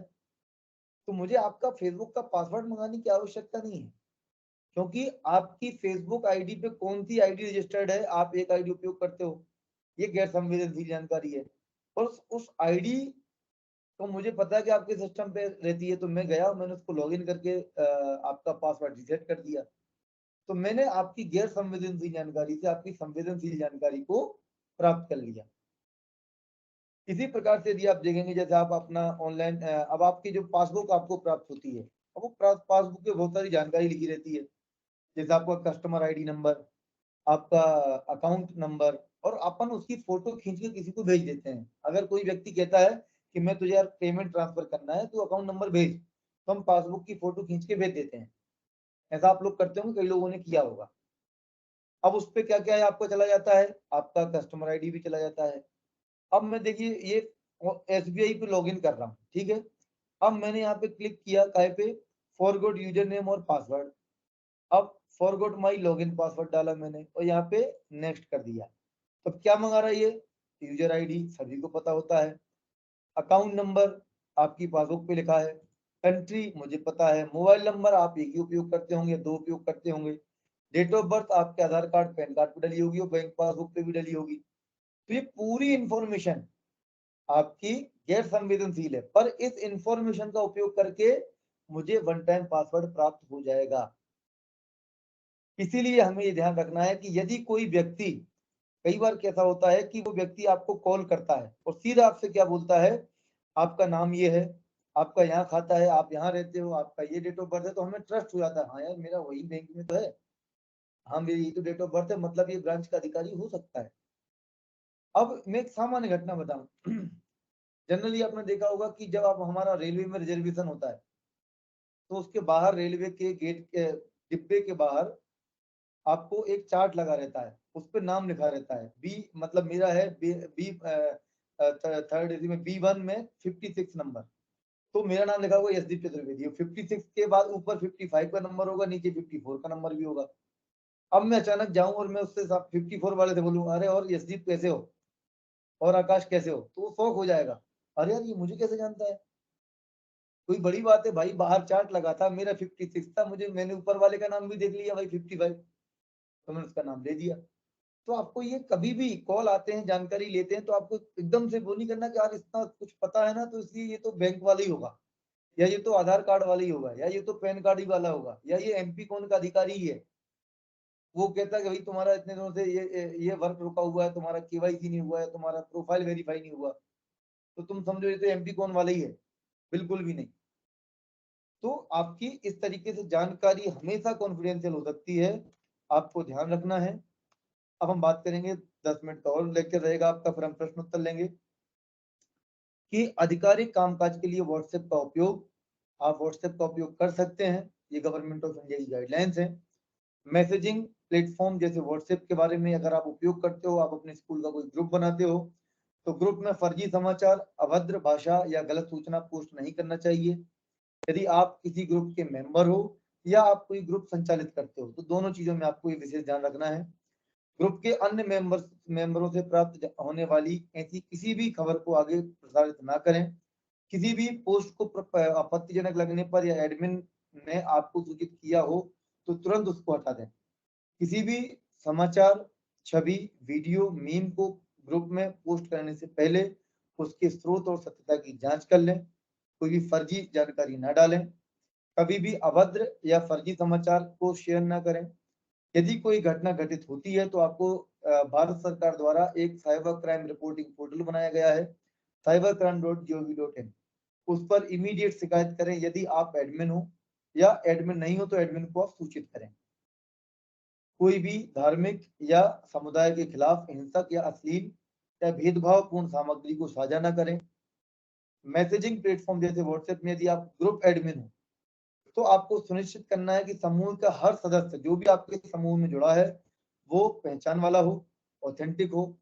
ग्रुप में पोस्ट करने के नियमों की जानकारी आपको डालना चाहिए। आप अपना ग्रुप कैसे चलाना चाहते हो, जैसे आप अपने नियम बना सकते हो कि भाई इसमें कोई भी प्रमोशनल कंटेंट न डालें, कोई भी अभद्र कंटेंट न डालें, आपका जब केवल इस ट्रेनिंग प्रोग्राम से संबंधित जानकारी डालें। ऐसा आप अपने खुद के नियम बना सकते हो। वो ग्रुप क्यों बनाया गया है, उसका उद्देश्य क्या है, ये आपको बताना चाहिए। यदि ग्रुप बेकाबू हो जाता है, मान लो कोई भी कुछ भी शेयर कर रहा, तो आप उसको सेटिंग को बदल दें और send by admin only setting कर दें ताकि केवल एडमिन ही शेयर कर सके। यदि कोई सदस्य शरारत करता है तो उसकी आपत्तिजनक कंटेंट डालता है तो उसकी तुरंत शिकायत करें। इसके अलावा गवर्नमेंट ऑफ इंडिया के द्वारा गाइडलाइंस जारी की गई थी जिनका नाम है framework and guidelines for use of social media for government organisation, जिसके अंतर्गत सोशल मीडिया प्लेटफॉर्म्स को शासकीय कार्यों में उपयोग किया जा सकता है। इस किन किन उद्देश्यों के लिए किया जा सकता है ये भी वर्णन किया गया है इन गाइडलाइंस में। नागरिकों से प्रतिक्रिया प्राप्त करना, सार्वजनिक नीति का पुनर्घोषणा, सामान्य बातचीत या किसी मुद्दे पर बात करना, ब्रांड बिल्डिंग या जनसंपर्क, राष्ट्रीय कार्य योजनाओं, प्रशिक्षण या कार्यान्वयन रणनीतियों पर, जैसे आप और हम प्रशिक्षण कर रहे हैं इसके लिए social media platform MS team का हम लोग उपयोग कर रहे हैं, या जागरूकता पैदा करने या शिक्षा के लिए भी उपयोग कर सकते हैं। तो दोनों तरीकों से या तो विभाग अपना खुद का प्लेटफॉर्म तैयार कर सकता है या विभाग शासकीय जो ऑलरेडी अवेलेबल प्लेटफॉर्म है जैसे व्हाट्सएप, फेसबुक इत्यादि का उपयोग भी कर सकता है।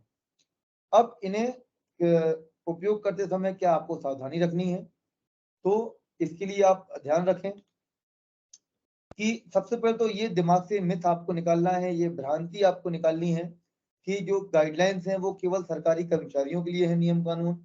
हम तो आउटसोर्स हैं, 6 महीने रहेंगे, साल भर रहेंगे या हमेशा रहेंगे, पर हमारा तो लिमिटेड रोल है। ऐसा बिल्कुल नहीं सोचिए। Cyber security guidelines for government office employ के नाम से ministry of electronic and information technology Bharat सरकार द्वारा गाइडलाइंस जारी की गई, जिसमें स्पष्ट रूप से लिखा गया कि अस्थायी संविदात्मक आउटसोर्स, फिर रिपीट कर रहा हूं मैं, अस्थायी संविदात्मक आउटसोर्स संसाधनों सहित सभी सरकारी कर्मचारियों को इस दस्तावेज में उल्लिखित दिशा निर्देशों का कड़ाई से पालन करना आवश्यक है। किसी भी गैर अनुपालन या संबंधित CEO विभाग या प्रमुखों द्वारा कार्रवाई की जाएगी। मतलब यदि आप इन गाइडलाइंस का पालन नहीं करते हैं तो और कुछ इसमें उल्लंघन करते हैं तो उन उल्लंघनों की जांच की जा सकती है। और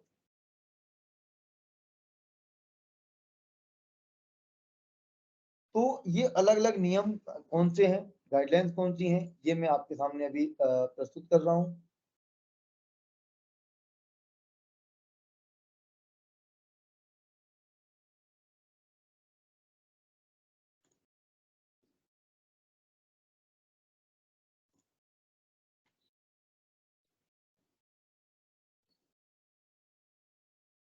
ये आपके सामने गाइडलाइंस ओपन है जिसका नाम है cyber security guidelines for government employees by ministry of electronic and information technology. अब इस पे हम सर्च करते हैं तो आप देखेंगे कि क्या लिखा हुआ है। ये देखिए, this document is solely for information for the government employees and outsource contractual resources. आप आगे भी पढ़ेंगे तो इसमें लिखा हुआ है this guidelines has been compliant with the objective to ensure a sanitized and secure framework in ministry. CISO मतलब Chief Information Security Officer is required to sensitize the government employees, contractual outsource manpower and build awareness from cyber security perspective। मतलब इसमें government employ, contractual outsource, manpower सभी शामिल हैं। तो ये कहना कि हम आउटसोर्स है हमारे ऊपर एप्लीकेबल नहीं होगा, ऐसा बिल्कुल नहीं है। आप इन गाइडलाइंस का स्कोप भी देख सकते हैं। The following guidelines are to be adhered to by all government employ including outsource, contractual and temporary employ who work for the government ministry and department.